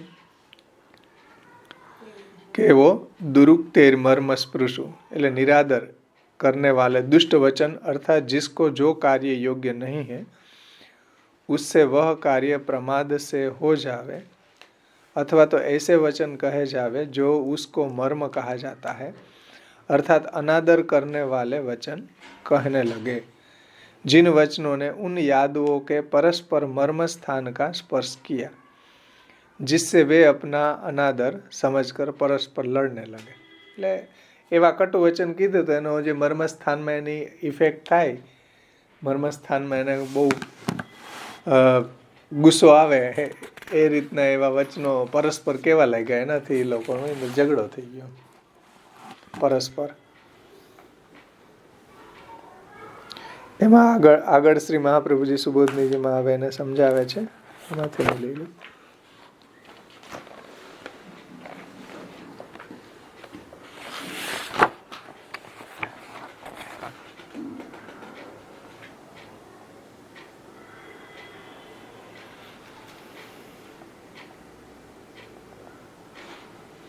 આમાં નાનુલાલભાઈ એ રીતે સમજાવ્યું કે દુષ્ટ વચનોથી મર્મને સ્પર્શ કર્યો, એ શબ્દોથી બુદ્ધિનો નાશ થયાનું ફલ કહ્યું છે. કે દુરુક્તાની એટલે કે હલકાઈ જણાવનારા દુષ્ટ વચનો, જેનું જે કાર્ય યોગ્ય નથી તેના દોષથી થયેલું તે મર્મ કહેવાય છે. હલકાઈ જણાવનારા વચનોથી તેવા મર્મને સ્પર્શ કરનારા કહ્યા એવો અર્થ છે. એટલે એવા હલકા વચનો એકબીજાને મર્મસ્થાનને ભેદાઈ જાય એવા એ વચનો એકબીજા કહેવા લાગ્યા. આગળ શ્રી મહાપ્રભુજી સમજાવે છે કે ઇન શાસ્ત્ર મેં જ્ઞાન સ્થિર है. એમાં 1 નંબરની ફૂટનોટ છે કે અનુભવ से उत्पन्न संस्कार स्मृति को उत्पन्न करता है. એટલે કોઈ બી વસ્તુનો આપણે અનુભવ થયો હોય એનાથી આપણા માઇન્ડમાં એક સંસ્કાર પેદા થાય, એક સ્મૃતિ ઉત્પન્ન થાય. એમ અનુભવ से उत्पन्न संस्कार स्मृति को उत्पन्न करता है. यह संस्कार प्रमाण है तो भी स्मृति प्रमाण है. यह सिद्ध करने के लिए ज्ञान की स्थिरता बताते हैं કે આ જે સ્મૃતિ છે પ્રમાણ છે, એ સ્મૃતિ પ્રમાણ છે. આ વાતને સિદ્ધ કરવા માટે જ્ઞાનની સ્થિરતા અહીંયા બતાવે છે કે ઇન શાસ્ત્ર મેં જ્ઞાન સ્થિર હે. મતલબ શાસ્ત્રની અંદર જે જ્ઞાન બતાવ્યું છે એ સ્થિર જ્ઞાન છે.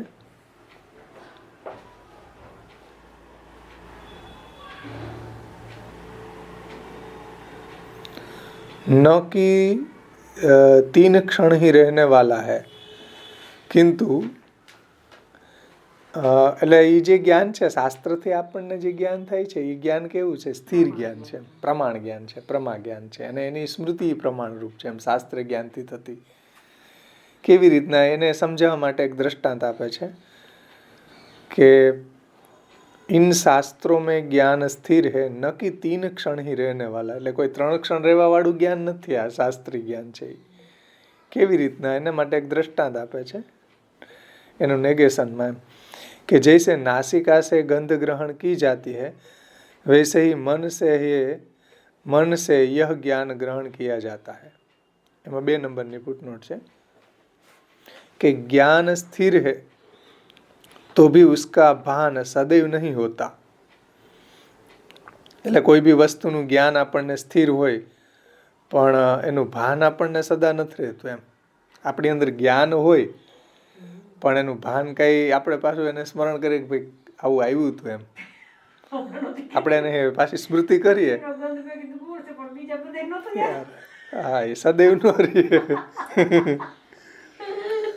तो ज्ञान स्थिर है तो भी उसका भान सदैव नहीं रहता है. घर में पड़ी हुई गंध वाली वस्तुओं की गंध नासिका को सदैव नहीं आती है कारण कि बहुत से संबंध के कारण ग्रहण करने का कार्य रुक जाता है. મતલબ આપણે સાઈટ હોય તો એની ગંધ કેટલી ઘડી આપણને આવે? 3 થી 4 મિનિટ, વધીને 10 મિનિટ. પછી બીજી બધી સુગંધોને આવવાને કારણે ઓલી ગંધ આપણે ભૂલી જાય, અથવા આપણને નાક નહીં આવે નહીં, આપણે બીજી ગંધમાં કે બીજા કોઈ લોકો આપણા ઘરમાં આવીને એમ કે ઓહો ગુલાબની ડોલરની સુગંધ બહુ આવે, પણ એને આવતી હોય આપણને ન આવતી હોય ત્યારે. એનું કારણ એ છે કે જ્યારે આપણે કોઈ બી વસ્તુનું ગંધ લેતા હોય ત્યારે આપણું મનને કોન્સન્ટ્રેટ હોય, ત્યારે આપણને એની ફિલિંગ થાય. પછી મન જ્યારે બીજા કાર્યોમાં લાગે ત્યારે આપણને એની ગંધ ન આવે. તમે જુઓ અત્તર છાંટ્યું હોય ને પછી બીજાને એ આવે સુગંધ, આપણને ન આવે. લોજિક જુઓ એનો. તમે કોઈ બી સુગંધી સેન્ટ છાંટો, તમને કેટલી વાર થોડીક વાર તમને આવે, પછી બીજાને આવશે, તમને નહીં આવે. કારણ કે આપણું મન ચાટ્યું હોય ને ત્યારે કે હા કેવી લાગે, આમ ઊંઘતા હોય પછી ભૂલાઈ ગયું આપણને સુગંધ.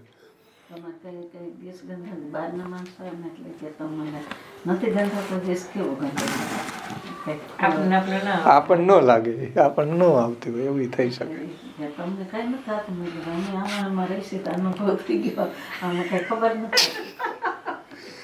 એટલે જ્ઞાન સ્થિર હો તો ભી ઉસકા ભાન સदैव નહીં રહેતા હે.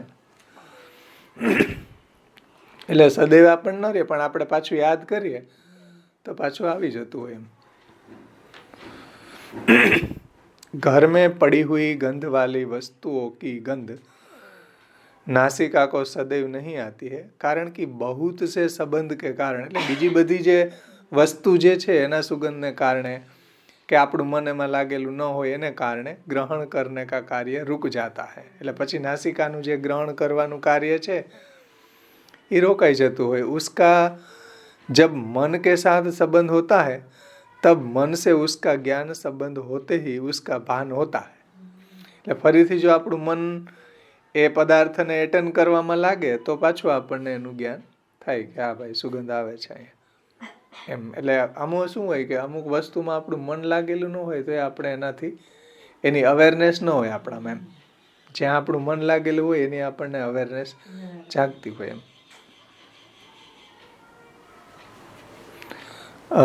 ભોજન કરવામાં તલ્લીન થઈ ગયા હોય ને પછી કેવડા મચ્છર અહીં કઈડી જાય ને તો એ ખબર ન પડે આડા. પછી ભોજન કરી લઈને પછી ખબર પડે કે આ કઈડી ગયા. કારણ કે ત્યારે આપણી જે કોન્સન્ટ્રેશન ભોજન કરવામાં હોય ને એટલે એવી થતી હોય.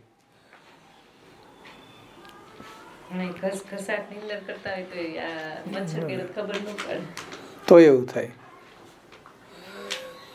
તો ઇન શાસ્ત્ર જ્ઞાન સ્થિર હે ન કે 3 ક્ષણ ही रहने वाला. એટલે શાસ્ત્ર જ્ઞાનનું એવું નથી એમ. શાસ્ત્ર જ્ઞાન સ્થિર છે એમ. બીજા આપણને જે જ્ઞાન થઈ રહ્યા છે એ કેવા, જેમ ઓલી સુગંધની જેમ 3 क्षण રહેવા વાળા એમ.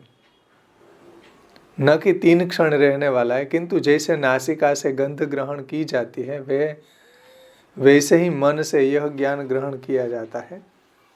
वह ज्ञान भगवान में नित्य है, दूसरों में तो उत्पन्न होता है. એટલે ભગવાનનું જ્ઞાન જે છે એ નિત્ય જ્ઞાન છે. આપણું છે ને એ પ્રાપ્ત કરેલું છે, એક્વાયર્ડ, મેળવેલું છે. એમાં 3 નંબરની ફૂટનોટ છે. ભગવાન કો सकल विषयों का ज्ञान नित्य है. ભગવાનને કઈ યાદ નથી કરવું પડતું. મેં વાસુ મને ઉપર જરીક યાદ કરી લઉં. આપણે યાદ કરવું પડે કે ભાઈ વાસુ મૂક્યું હતું, વરસોડા મૂક્યું તો ભૂલી જાય, ગોતવું પડે. કેટલી ઘડીએ મળે, અડધી કલાકે પાછી આપણે જ મૂક્યું.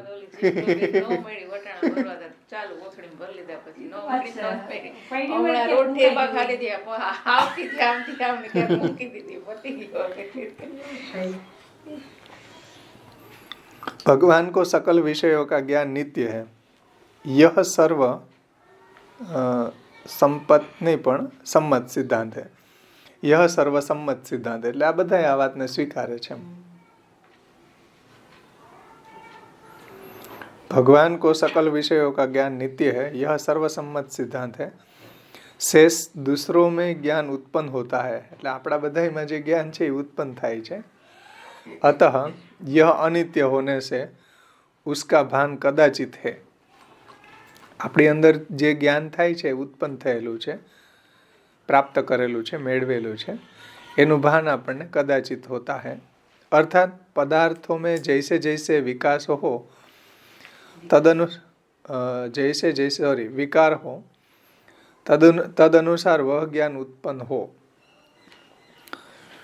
पदार्थों में जैसे जैसे विकार हो तदनुसार वह ज्ञान उत्पन्न हो,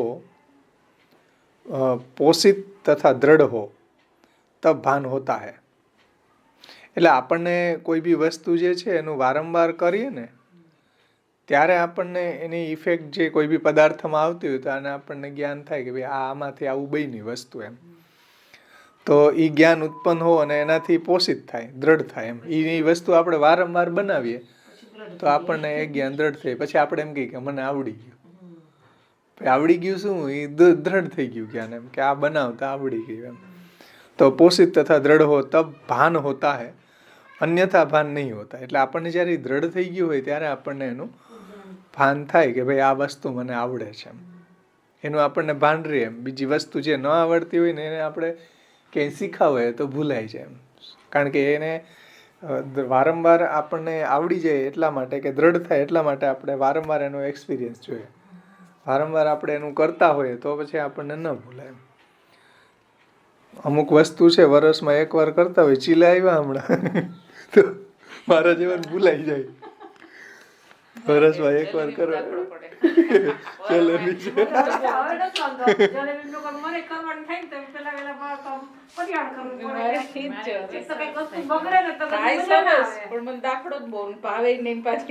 એટલે વધારે ઓલી થાય. ભાવતી વસ્તુ હોય ને આપણને, જેમાં મમતા હોય ને એ આપણે વધારે આમ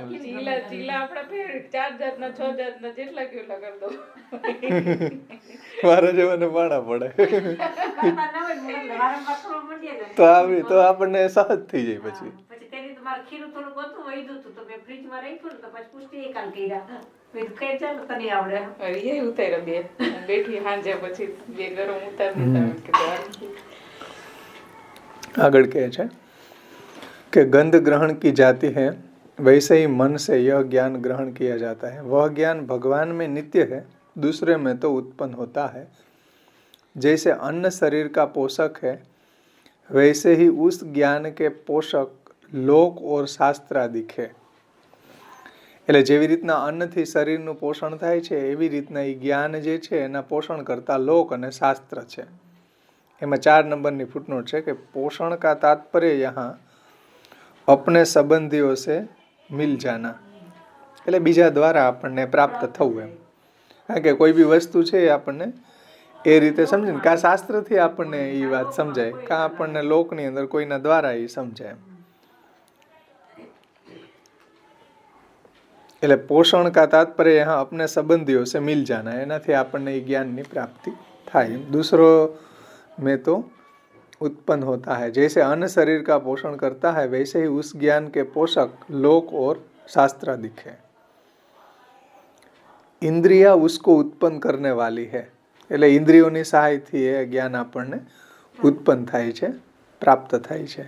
और अभ्यास उसको दृढ़ करता है, અને વારંવાર આપણે એ વસ્તુને કરીએ, અભ્યાસ કરીએ તો આપણને એ જ્ઞાન દ્રઢ થઈ જાય। કે ભાઈ ઓલા ઈંડોળા મોતીના પરોવાતા તો ઓલા બેન કે મને એમને ન આવડે, તમે મને નમૂનો આપો। એટલે એ દ્રઢ કેમ નથી? પહેલી વખત કરતા હતા, હવે એને ન આપવું પડે। હવે 3-4 બનાવ્યા તો હવે એને જોવું ન પડે। હર્ષા માસી કે હવે મને મોઢે આવડી ગયા, મોઢે ક્યાંથી આવડી ગયા હોય? કારણ કે એક વખત એને પરોવી લીધા ઠાકોરજીને ઈંડોળાનો સાજ, તો હવે અભ્યાસ કરવાથી જો એને એ दृढ़ થઈ ગયું। એમાં 5 નંબરની ફૂટનોટ છે કે दृढ़ करने का तात्पर्य है कि सजातीयता में अचल स्थिति, એટલે दृढ़ થઈ જવું એમ। इस मत अनुसार स्मृति के उत्पन्न करने में पृथक संस्कार की आवश्यकता नहीं है, એ दृढ़ થઈ ગયું એમ। કે હવે આપણે એને કોઈ અલગ એની સ્મૃતિને ઉત્પન્ન ન કરવી પડે, કે એનો પૃથક સંસ્કારની આવશ્યકતા નથી, કારણ કે સૂક્ષ્મ અવસ્થા में रहा हुआ જ્ઞાન ही સંસ્કાર રૂપ है। એટલે જે આપણી અંદર એ પડેલું છે, સૂક્ષ્મ અવસ્થામાં રહેલું, એ સંસ્કાર રૂપ જ છે, અને એને કારણે આપણને દ્રઢ થઈ ગયું હોય તો પછી આપણે એને યાદ ન કરવું પડે એમ। કોઈ બી વસ્તુ હોય નહીંતર આપણે લખવું પડે, ભાઈ અથાણામાં કેટલી એટલી વસ્તુ નાખવી, પછી ભાઈ રોજ દર વર્ષે કરતી એને મોઢે હોય, લ્યો એને કઈ લખવું પડે? મારે જવાનું લખવું પડે, કઈ વસ્તુ કેટલું પધરાવવું, એનો સંસ્કાર દ્રઢ થઈ ગયો કહેવાય। એટલે અહીં કહે છે કે जो सूक्ष्म अवस्था में रहा हुआ ज्ञान ही यहाँ संस्कार है।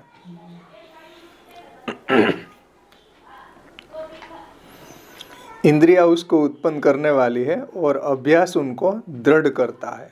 એટલે અભ્યાસથી એ કોઈ જ્ઞાન આપણને दृढ़ થાય છે।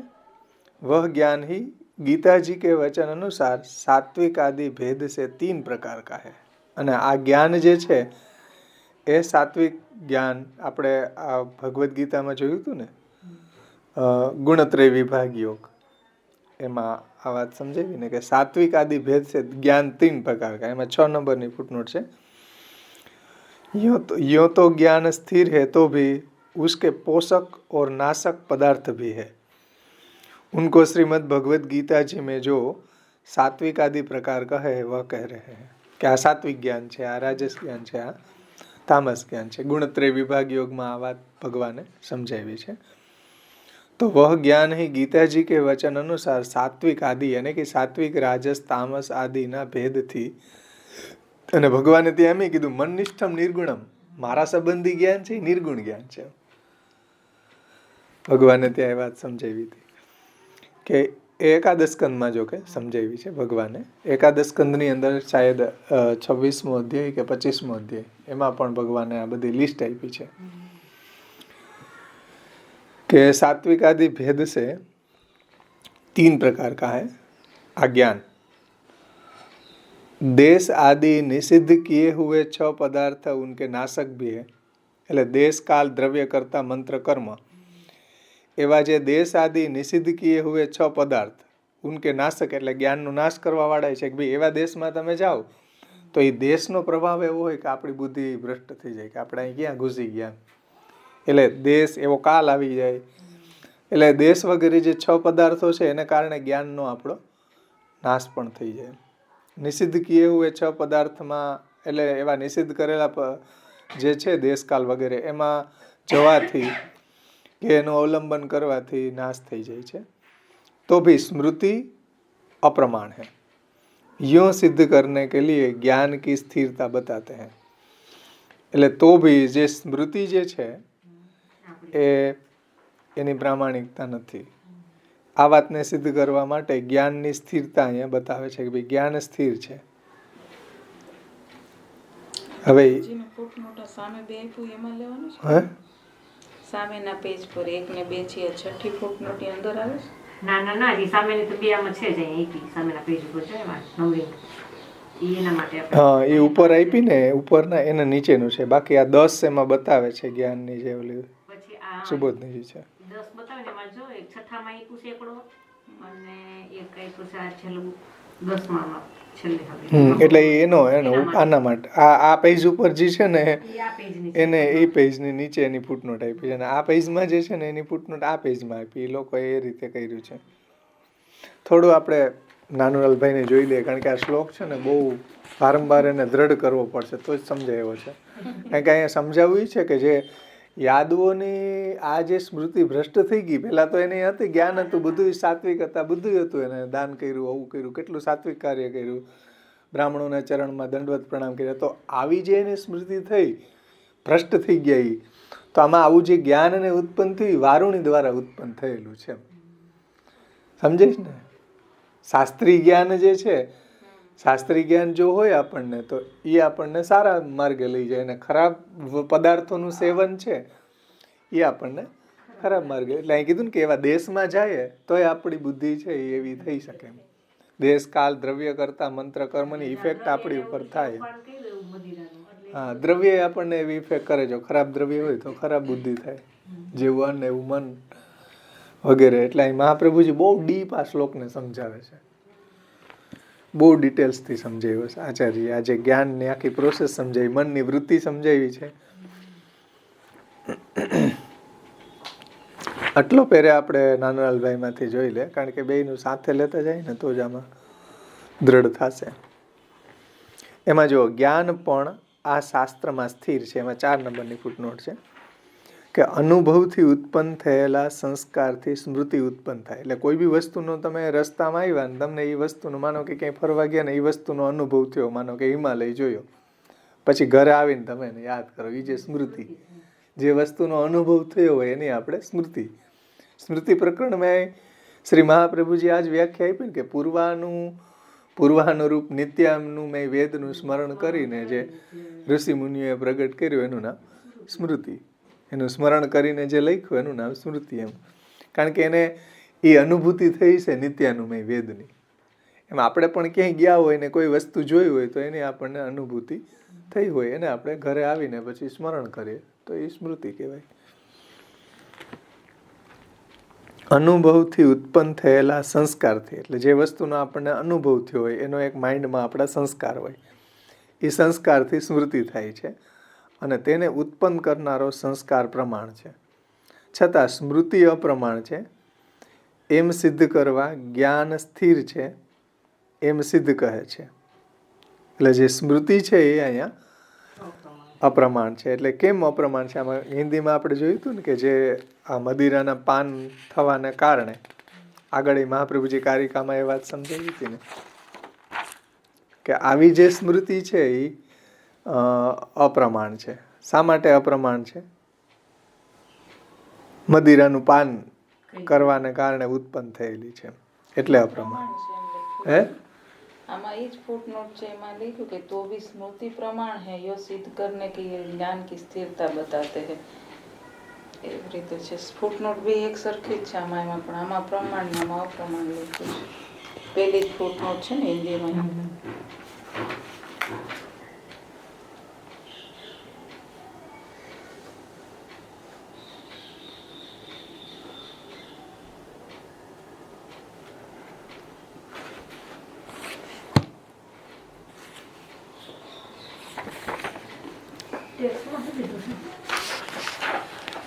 અહીં કીધું ને इन शास्त्र में ज्ञान स्थिर है, એને સમજાવ્યું છે ને આ એટલે આ યાદવોને જે કે જ્ઞાન પણ આ શાસ્ત્રમાં સ્થિર છે, 3 ક્ષણ સુધી રહેનારું નથી એમ. એટલે અહીં પ્રમાણ હોવું જોઈએ, કારણ કે જ્ઞાન પણ આ શાસ્ત્રમાં સ્થિર છે, 3 ક્ષણ સુધી રહેનારું નથી. નાકથી ગંધ ગ્રહણ થાય એમ મનથી એ જ્ઞાન ગ્રહણ થતા સૂજે છે. એમાં 5 નંબરની ફૂટનોટ છે કે જ્ઞાન સ્થિર હોવા છતાંય એનું ભાન સદા નથી થતું. એનું કારણ એ છે કે ઘરમાં પ્રસરી રહેલી અને તેથી નાક સાથે સંબંધવાળી ગંધનું ભાન પણ સંયોગથી એનું ગ્રહણ કરવામાં આવે ત્યારે જ થાય છે. એટલે આપણી ઘ્રાણેન્દ્રિય છે એનાથી એની ફિલિંગ જે છે એનો સંયોગ આપણું હોય ત્યાં સુધી આપણને રહે છે, પણ સદા નથી રહેતું એનું. શા માટે સદા નથી રહેતું? કારણ કે ઘણા સંબંધને લીધે ગ્રહણ કરનાર કાર્ય અટકી પડે એમ. એટલે ઘણા આપણી ઘ્રાણેન્દ્રિય છે અને બીજી ઘણી બધી જગ્યાએ રોકાયેલું રહે પાછું એમ, ત્યારે આપણને ઓલી ગ્રહણ કરવાની કાર્ય જે છે એ અટકી જાય છે. એમ મન સાથે સંબંધ થતાં મનથી જ્ઞાન ગ્રહણ થાય છે.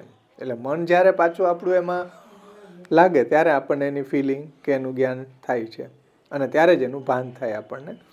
ઘણા સંબંધને લીધે ગ્રહણ કરવા પણ અટકી પડતા ભાન થતું નથી, તેથી સદા જ્ઞાન થતું નથી. એ તો બરાબર છે ને, સ્વાભાવિક. એ કોઈ બી જેમ સુગંધનું એ દ્રષ્ટાંત આપ્યું કે મન એમાં લાગેલું રહે તો કોઈ બી વિષયની આપણને આપણું મન જો ત્યાં લાગેલું હોય તો એને અનુભૂતિ થાય એમ, નહીતર ન થાય. એટલે જ્ઞાન જે છે ને એ સ્થિર હોવા છતાં એનું ભાન સદા નથી રહેતું.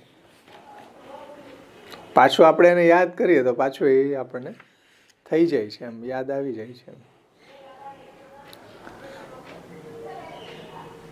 ભગવાનમાં તે જ્ઞાન નિત્ય જ છે એમ. એટલે આપણામાં જેમ એ જ્ઞાન છે એનું સદા સ્મરણ નથી રહેતું, ભગવાનમાં એ નિત્ય છે એમ. ભગવાનનું જ્ઞાન છે નિત્ય જ્ઞાન છે. આપણે જેમ કોઈ વસ્તુને યાદ કરવી પડે એમ કઈ ભગવાનને યાદ ન કરવી પડે. એટલે આપણને સદા ભાન નથી રહેતું, કઈ બધા વિષયોનું સદા ભાન ન રહે. ભગવાનમાં જ્ઞાન નિત્ય છે ટૂંકમાં. બીજાઓમાં તો ઉત્પન્ન થયેલું હોય છે એમ, એટલે બીજાઓમાં પ્રાપ્ત કરેલું છે. એમાં 6 નંબરની ફૂટનોટ છે કે ભગવાનને સર્વ વિષયનું જ્ઞાન નિત્ય છે, એમાં બધા સંમત જ છે. જો અહીં સંમત શબ્દ આપ્યો ને કે બધાની સંમતિ છે એમ, કે ભાઈ બધા એમ જ એ વાતને બધા એ જ રીતે માને છે કે ભગવાનનું જ્ઞાન નિત્ય છે. બીજાઓમાં તે ઉત્પન્ન થતું હોવાથી તેમાં પદાર્થો જેવા વિકાર થાય છે, એટલે તે ઉત્પન્ન થાય. પોષાય એટલે એનું પોષણ થાય અથવા દ્રઢ થાય ત્યારે ભાન થાય એમ. પણ એમ થતું ન હોય ત્યારે ભાન થતું નથી. ભગવાનમાં નિત્ય છે, આપણામાં બીજાઓમાં એટલે આપણામાં ઉત્પન્ન થતું હોવાથી એમાં પદાર્થ જેવા વિકાર થાય છે. એટલે માનો કે કોઈ વસ્તુનું જ્ઞાન હોય ને આપણને સાચી વસ્તુની ખબર પડે તો ઓલું ખોટું જ્ઞાન જે છે એ પાછું દૂર કરીએ. એટલે એના ઉત્પન્ન થાય અને પોષણ થાય અથવા દ્રઢ થાય ત્યારે આપણને એનું જ્ઞાન થાય કે ભાઈ પછી ન ભૂલાય એમ. પણ એમ થતું ન હોય ત્યારે ભાન થતું નથી, ત્યારે આપણને ફરી પાછું એ ભૂલાઈ જાય છે. હા, એટલે પછી એટલે આપણને એનું પોષણ થાય, પછી દ્રઢ થાય ને પછી ન ભૂલાય એમ. એક વખત તમે 2 વખત કીર્તનમાં જાઓ તમે એમ કે આવડી ગયો હવે, એ બધું વાંક આવડી ગયો હવે, પણ ન આવડ્યું પાછું બધાની વચ્ચે ગાવા બેસે ત્યારે ભાન ન થાય. એટલે દ્રઢ જ્યાં સુધી ન થાય ત્યાં સુધી આપણને એની ફિલિંગ ન આવે, એનું ભાન ન થાય.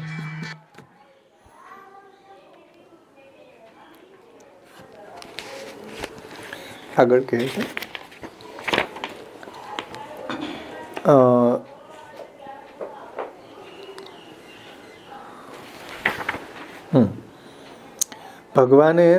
ભગવાનમાં તે જ્ઞાન નિત્ય જ છે, બીજાઓમાં તો ઉત્પન્ન થયેલું હોય છે.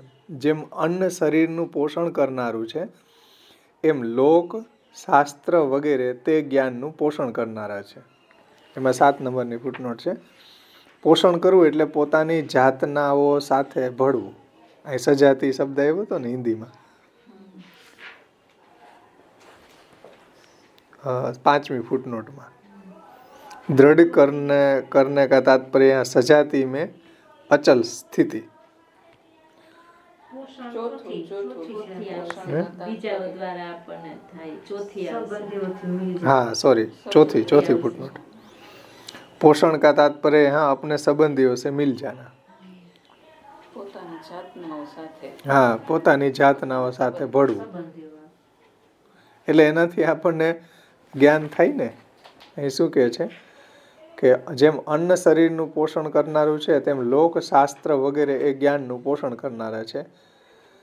લોક અને જ્ઞાન લોક અને શાસ્ત્ર એ જ્ઞાનનું પોષણ કરનારા છે। એમાં ફૂટનોટ આવી ને 7 નંબરની કે પોષણ થવું એટલે શું તો કે પોતાની જાતનાઓ સાથે ભળવું।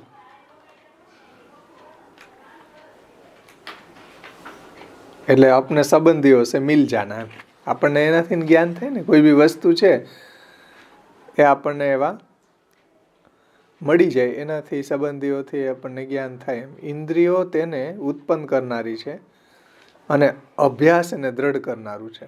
એટલે ઇન્દ્રિયોથી જ્ઞાન ઉત્પન્ન થાય છે આપણી અને અભ્યાસ એને દ્રઢ કરે છે। એમાં પછી શ્રાવ્ય હોય શ્રોતવ્ય હોય એટલે દ્રષ્ટવ્ય હોય બેય હોય એમ જોઈને થાય સાંભળવાથી થાય સૂંઘવાથી થાય સ્પર્શ કરવાથી થાય એમ।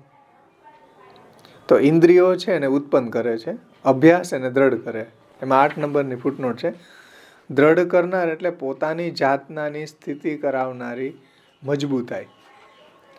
આ મત પ્રમાણે સ્મૃતિ ઉત્પન્ન કરવા સંસ્કારની જરૂર નથી। એટલે આમાં 2 મત છે। એક એમ કહે છે કે જો અહીંયા કે સ્મૃતિ છે ને એ સંસ્કાર છે। એક મત એવો છે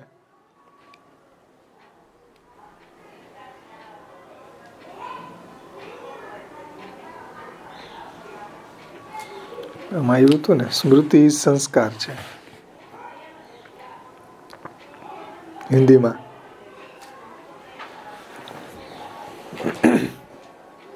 આગળ જોઈએ આમાં આવશે કે દ્રઢ કરનાર એટલે પોતાની જાતનાની સ્થિતિ કરાવનારી મજબૂતાઈ। આ મત પ્રમાણે સ્મૃતિ ઉત્પન્ન કરવા સંસ્કારની જરૂર નથી। જ્ઞાન ઇન્દ્રિયોથી ઉત્પન્ન થાય લોક શાસ્ત્ર વગેરેથી પુષ્ટ થાય અને અભ્યાસથી દ્રઢ થાય। સમજણ?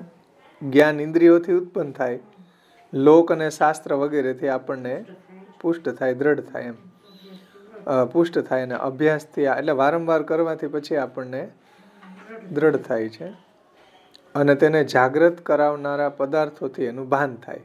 ફરીથી પાછો આપણને જે વસ્તુ દ્રઢ થઈ ગઈ હોય પાછો આપણને જાગૃત કરાવનારા પદાર્થો છે એનાથી આપણને એનું ભાન થાય છે।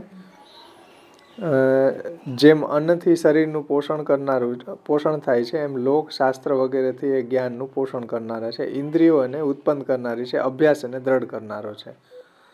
વળી સાત્વિક વગેરેના આગળ હોય footnote, કાંઈ એટલી જ નથી. પાછળ છે હજી.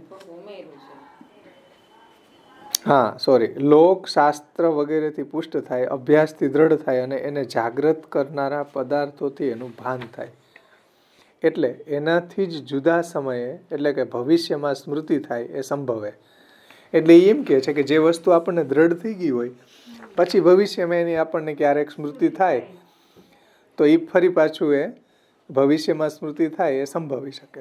સંસ્કારની જરૂર રહેતી હોય તો અનંત સંસ્કારોની તેમની ઉત્પત્તિ અને નાશની કલ્પના કરવી પડે। એટલે ઘણો ગૂંચવાળો થાય।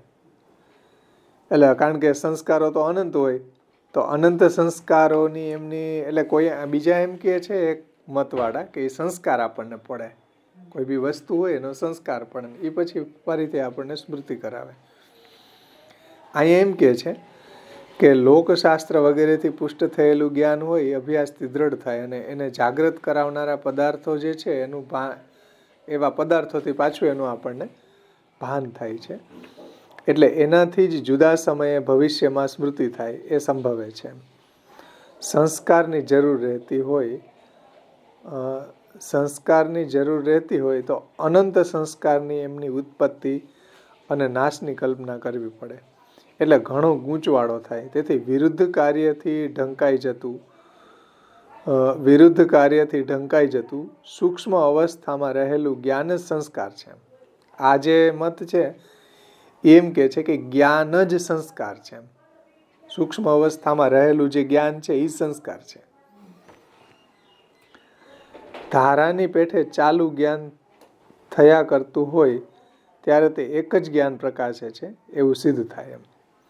એટલે ધારાની પેઠે ચાલુ જ્ઞાન થયા કરતું હોય ત્યારે તે એક જ જ્ઞાન પ્રકાશે છે એવું સિદ્ધ થાય એમ. એટલે જે વિષયનું આપણને જ્ઞાન સિદ્ધ થઈ ગયું હોય, જે સંસ્કાર દ્રઢ થઈ ગયું હોય, પછી આપણે જે વસ્તુમાં આપણે એ બનાવતા હોઈએ, ફોર એક્ઝામ્પલ, તો પછી આપણને કન્ટિન્યુ તમે માનો કે પુરુષોત્તમ સહસ્ત્ર નામ યાદ રહી ગયો હોય તો પછી એની મેળે જ એમાંથી આગળની તૂક આવ્યા જ કરે, તમારે કંઈ કરવું ન પડે.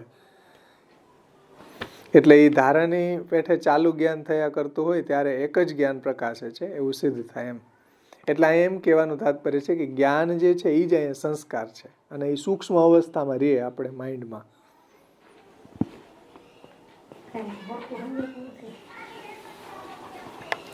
આમાં હિન્દીમાં ટૂંકમાં લીધી છે એટલે એનો મત ખાલી છે ને કીધું इस मतानुसार स्मृति के उत्पन्न करने में पृथक संस्कार की आवश्यकता नहीं है कारण कि सूक्ष्म अवस्था में रहो ज्ञान ही संस्कार है. यहाँ टूंकમાં લીધું છે. એટલે હજી આગળ બુદ્ધિમાં સૂક્ષ્મ આપણે જ્ઞાન થઈ ગયું ઈ જ બરાબર. એ જ સંસ્કાર છે. ઉત્પન્ન કરવાની સંસ્કાર કરવાની આવશ્યકતા નથી. એમ જુદો એ આપણને પડેલું હોય યાદ આવી જાય ને અલગથી પાછું નથી સંસ્કાર કરવો પડતો.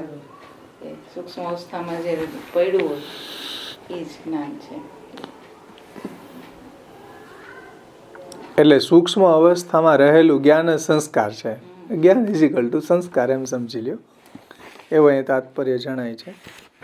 ત્યાર પછી કહે છે કે ઇન્દ્રિયો એને ઉત્પન્ન કરનારી છે, અભ્યાસ એને દ્રઢ કરનારો છે. વળી સાત્વિક વગેરેના ભેદથી એ 3 પ્રકારનું છે. એમાં 9 નંબરની ફૂટનોટ છે કે સાત્વિક વગેરે ભેદથી પાછું એટલે સાત્વિક જ્ઞાન, રાજસ, તામસ એમ. તો સાત્વિક વગેરેના ભેદથી 3 પ્રકારનું છે. એટલે જ્ઞાન સ્થિર છે એવું સિદ્ધ કરીને એનું પોષણ કરનારા અને નાશ કરનારા પદાર્થો જણાવવા માટે ભગવદ્ ગીતામાં જણાવેલા એમના પ્રકારો કહેલા છે. કે એ આ ગુણોને કારણે એનો નાશય થાય છે એમ, ઉત્પન્ન થાય છે એમ. સત્વ અવસ્થા હોય ત્યારે યાદ આવી જાય, નહીતર તામસ અવસ્થા નિંદર આવતી હોય મારા જેવાને પછી બેસે તો ભૂલાઈ જાય. એટલે જ્ઞાન સ્થિર છે એવું સિદ્ધ કરીને એનું પોષણ કરનારા અને નાશ કરનારા પદાર્થો જણાવવા ભગવદ્ ગીતામાં જણાવેલા એના પ્રકારો કયા છે.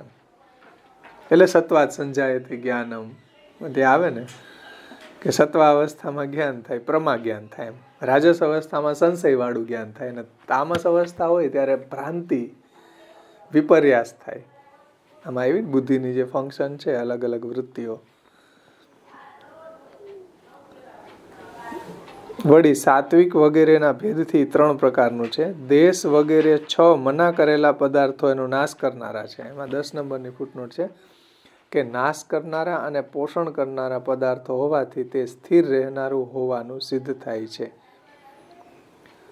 નાશ કરનારા અને પોષણ કરનારા પદાર્થો હોવાથી એટલે આવા જે 6 દેશ, કાલ, દ્રવ્ય કરતા, મંત્ર, કર્મ વગેરે કે એવા દેશમાં જાય, મના કરેલા દેશમાં જાય, જેમ માગધ છે, મગધ, મરુ, સુર, સિંધ, આમાં વલ્ભાખ્યાનમાં આવશે હમણાં કે તે તામસના અઘહર્યા, પરિતાપ, પદરસ, ગંધ, એ તામસ દેશો છે. માગધ છે, આપણે મહાપ્રભુજી સુબોધનીજીમાં સરસ સમજાવ્યું કે ભાઈ ઓલો 17 વખત લડાઈ કરવા આવ્યો માગધ, એટલે શી આવડો જરાસંઘ, તો એને અકલ કેમ ન આવી?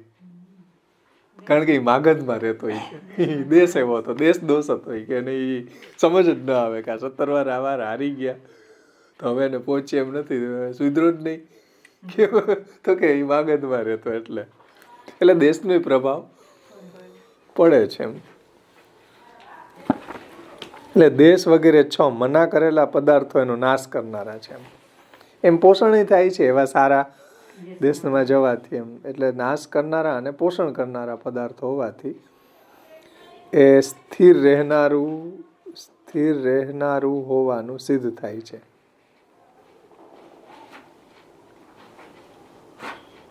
એક બાજુ કે નાશ કરનારા અને પોષણ કરનારામાં હિન્દીમાં શું કીધું છે?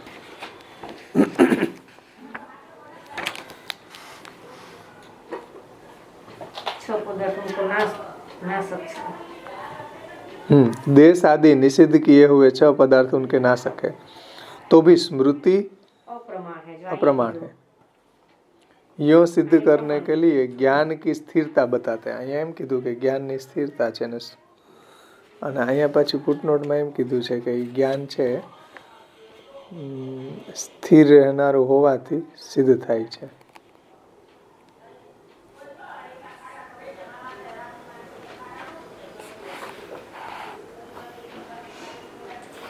આપણી કઈ બુદ્ધિ આવતી નથી. લખવું પડે. મારા પેલી જયશ્રીબેનની આદત પડે. વાંચે તો મહાપ્રભુજી કંઈક સમજાવશે આપણને, પ્રયાસ કરવાય એમ. એકવાર વાંચીએ બીજું. હા, આગળ કરીએ પછી પાછું લેવું, આપણે શું વાંધો છે. એમાં આગળ કહે છે મેં ઓલી કારિકા કેટલી વાર વાંચી તેની રાતે, આગળનો સોલમાં શ્લોકમાં ગઈ 5. હા હા હા હું બોગરી લઈ ગઈ પછી જે દી આવેલી ત્યારે ખબર પડી. 2-3 વાર વાંચી મેં. કઈ બહુ પૂરું વસ્તુ હોય ને 2-3 વાર વાંચવી પડે. હમ. પછી સમજી. આગળ લઈએ એટલે કંઈક એનો મહાપ્રભુજી વિશેષ પ્રકાશ પાડશે હજી.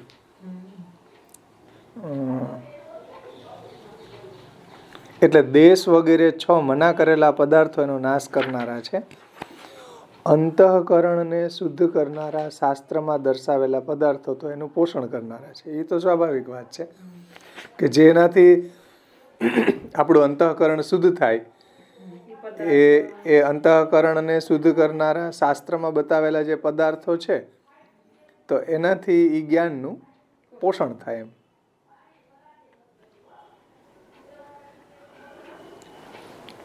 એટલે જેમ જપ છે, વ્રત છે, તપ છે, શ્રવણાદિ છે, તો એ બધાનો અંતઃકરણને શુદ્ધ કરનારા પદાર્થો છે, શાસ્ત્રમાં જે બી બતાવ્યા છે એનાથી એનું પોષણ કરનારા છે. જીવના પ્રયત્નથી ત્યાં રાખેલું જ્ઞાન જેમ ઘરમાં પદાર્થ રહે એમ રહે છે. એમાં 11 નંબરની ફૂટનોટમાં સમજાવે છે કે ત્યાં એટલે અંતઃકરણમાં રહે છે. જેમ કોઈ પદાર્થ આપણા ઘરમાં રહે એ રીતે એ જ્ઞાન છે આપણા અંતઃકરણમાં રહે છે. શબ્દો અને પદાર્થો ઉત્પન્ન થયેલા જ્ઞાનને સતેજ કરનારા છે. એટલે શબ્દો અને પદાર્થો એ આપણા ઉત્પન્ન થયેલા જ્ઞાનને એકદમ સ્ટ્રોંગ બનાવે છે, સતેજ કરે છે. અને ન ઉત્પન્ન થયેલાને ઉત્પન્ન કરવામાં જ સામગ્રી રૂપ થાય છે. અને જે વસ્તુ જે જ્ઞાનનું ઉત્પન્ન નથી થયું એને આ શબ્દો અને પદાર્થો છે એને ઉત્પન્ન કરવામાં એ સામગ્રી રૂપ થાય છે, કારણ રૂપ થાય છે. ચેતના વગેરે બુદ્ધિ તેના જ નામ છે અને એનું જ નામ અહીંયા ચેતના કે બુદ્ધિ એમ આપણે કહી શકીએ એમ કે આને આવી બુદ્ધિ થઈ એમ, એને ચેતના પણ કહેવાય છે. આમાં હિન્દીમાં એ રીતે સમજાવ્યું કે જો શાસ્ત્ર વિહિત પદાર્થ अंतःकरण को शुद्ध करने वाला है. मतलब शास्त्રમાં જે આજ્ઞા કરી છે, શાસ્ત્ર વિહિત એટલે શાસ્ત્રમાં બતાવેલા જે ઉપાયો છે એ બધાથી અંતઃકરણની શુદ્ધિ થાય એમ.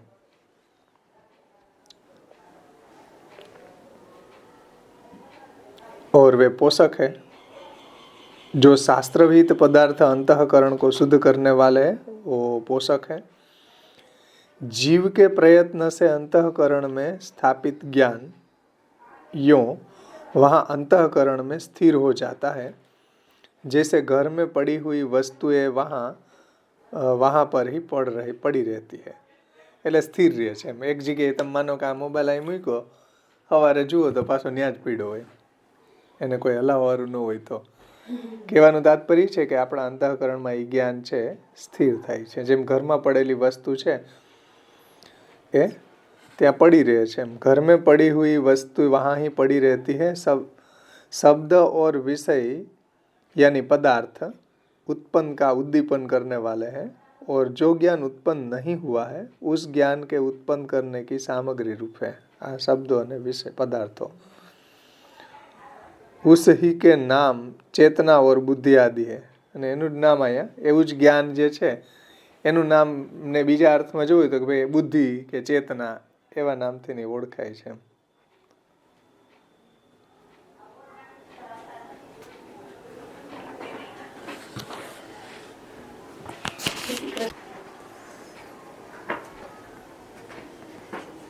આટલું તો ક્લિયર થયું ને અંતઃકરણમાં ક્લિયર નથી થયું.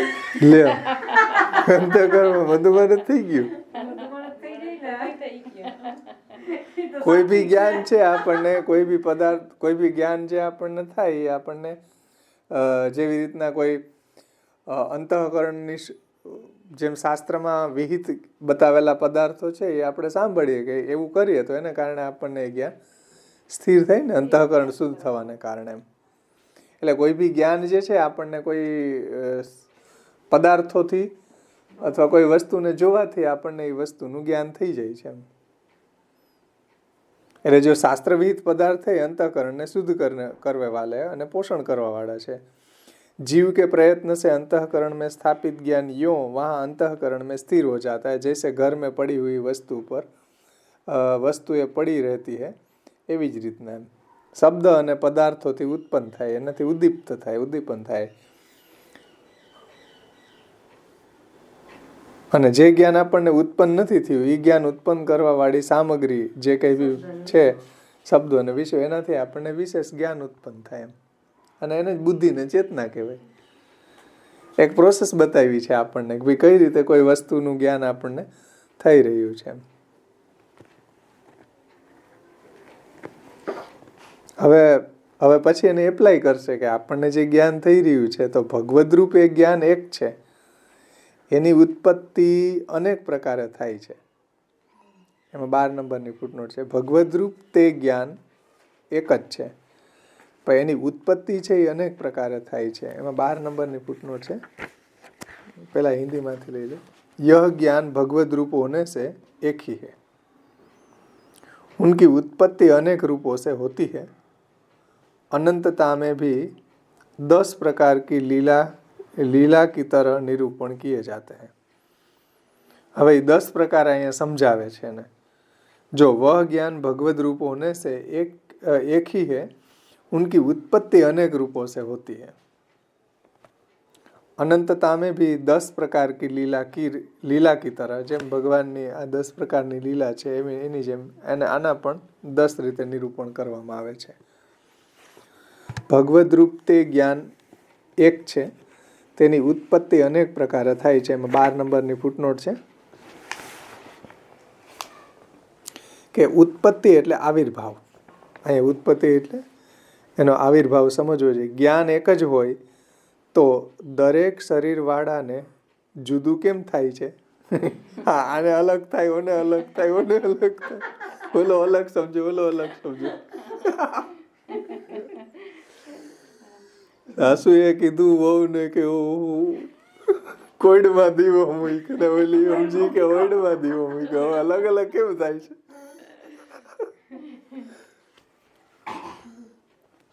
કાલે આ બેન ઓલા પૈસા લેવા આવ્યા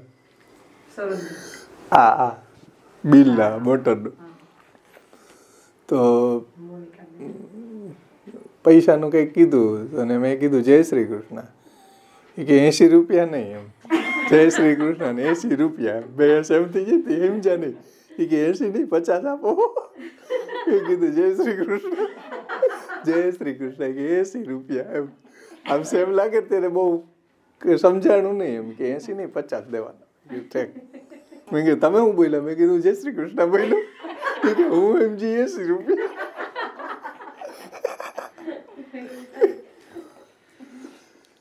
એટલે એવી શંકા છે અહીંયા. જો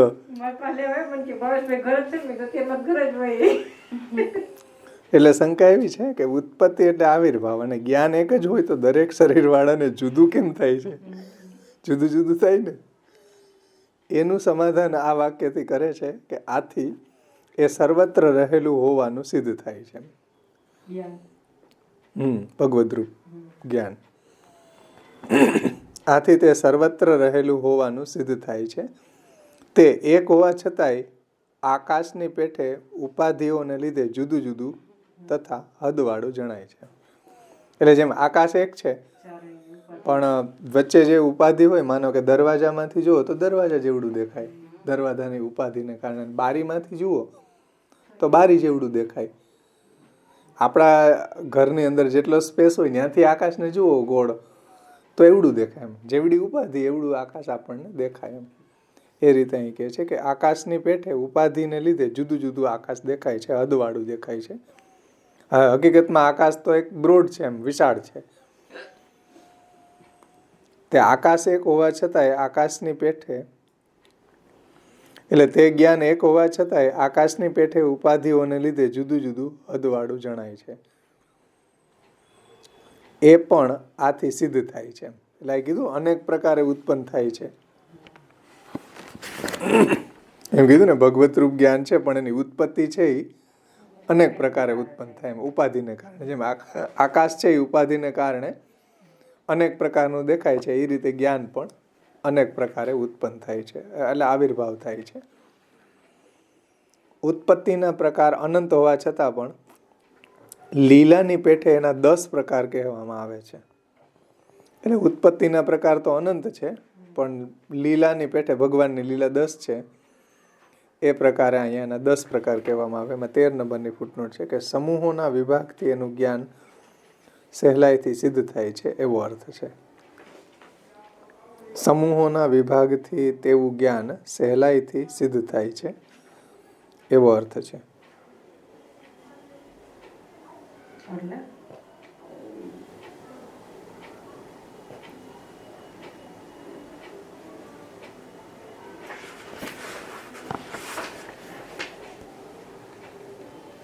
અનંત હોવા છતાંય 10 પ્રકાર કર્યા એટલે એનાથી કદાચ સહેલાઈથી સમજાય એવું કહેવા માંગે છે. કારણ કે અનંત ભગવાન જ્ઞાન તો અનંત છે, નહીતર તો શું થાય કે એનો અંત જ ના આવે ને. એ શું કીધું છે કે વહ ज्ञान भगवत रूप होने से एक ही है, उनकी उत्पत्ति अनेक रूपों से होती है, अनंतता में भी 10 प्रकार की लीला की तरह निरूपण किया जाता है. એટલે એના અહીંયા 10 પ્રકારે સમજાયું છે, એનાથી આપણને સહેલાઈથી સમજાઈ જાય એટલા માટે. એ 10 અહીંયા આપ્યા ને, 1 2 3 4 5 6 નંબરિંગ જ આપ્યા હિન્દીમાં. 10 પ્રકાર અહીંયા સમજાય. હા, આમાં આપ્યા છે. હવે કરવા છે કે આગળ? પછી અઘરો વિષય છે એમ ના મજા આવે. તો આશ્રયનું પદ અહીંયા સંપન્ન કરી. થોડુંક આમ તાજા માજા સાત્વિક અવસ્થામાં હોય તો મજા આવે. સમય થઈ ગયો એટલે આપણું મન હવે ઘરે પહોંચી ગયું છે, એટલે હવે આપણે અહીં સુધી રાખીએ. આવતા વખતે કરશું આગળ.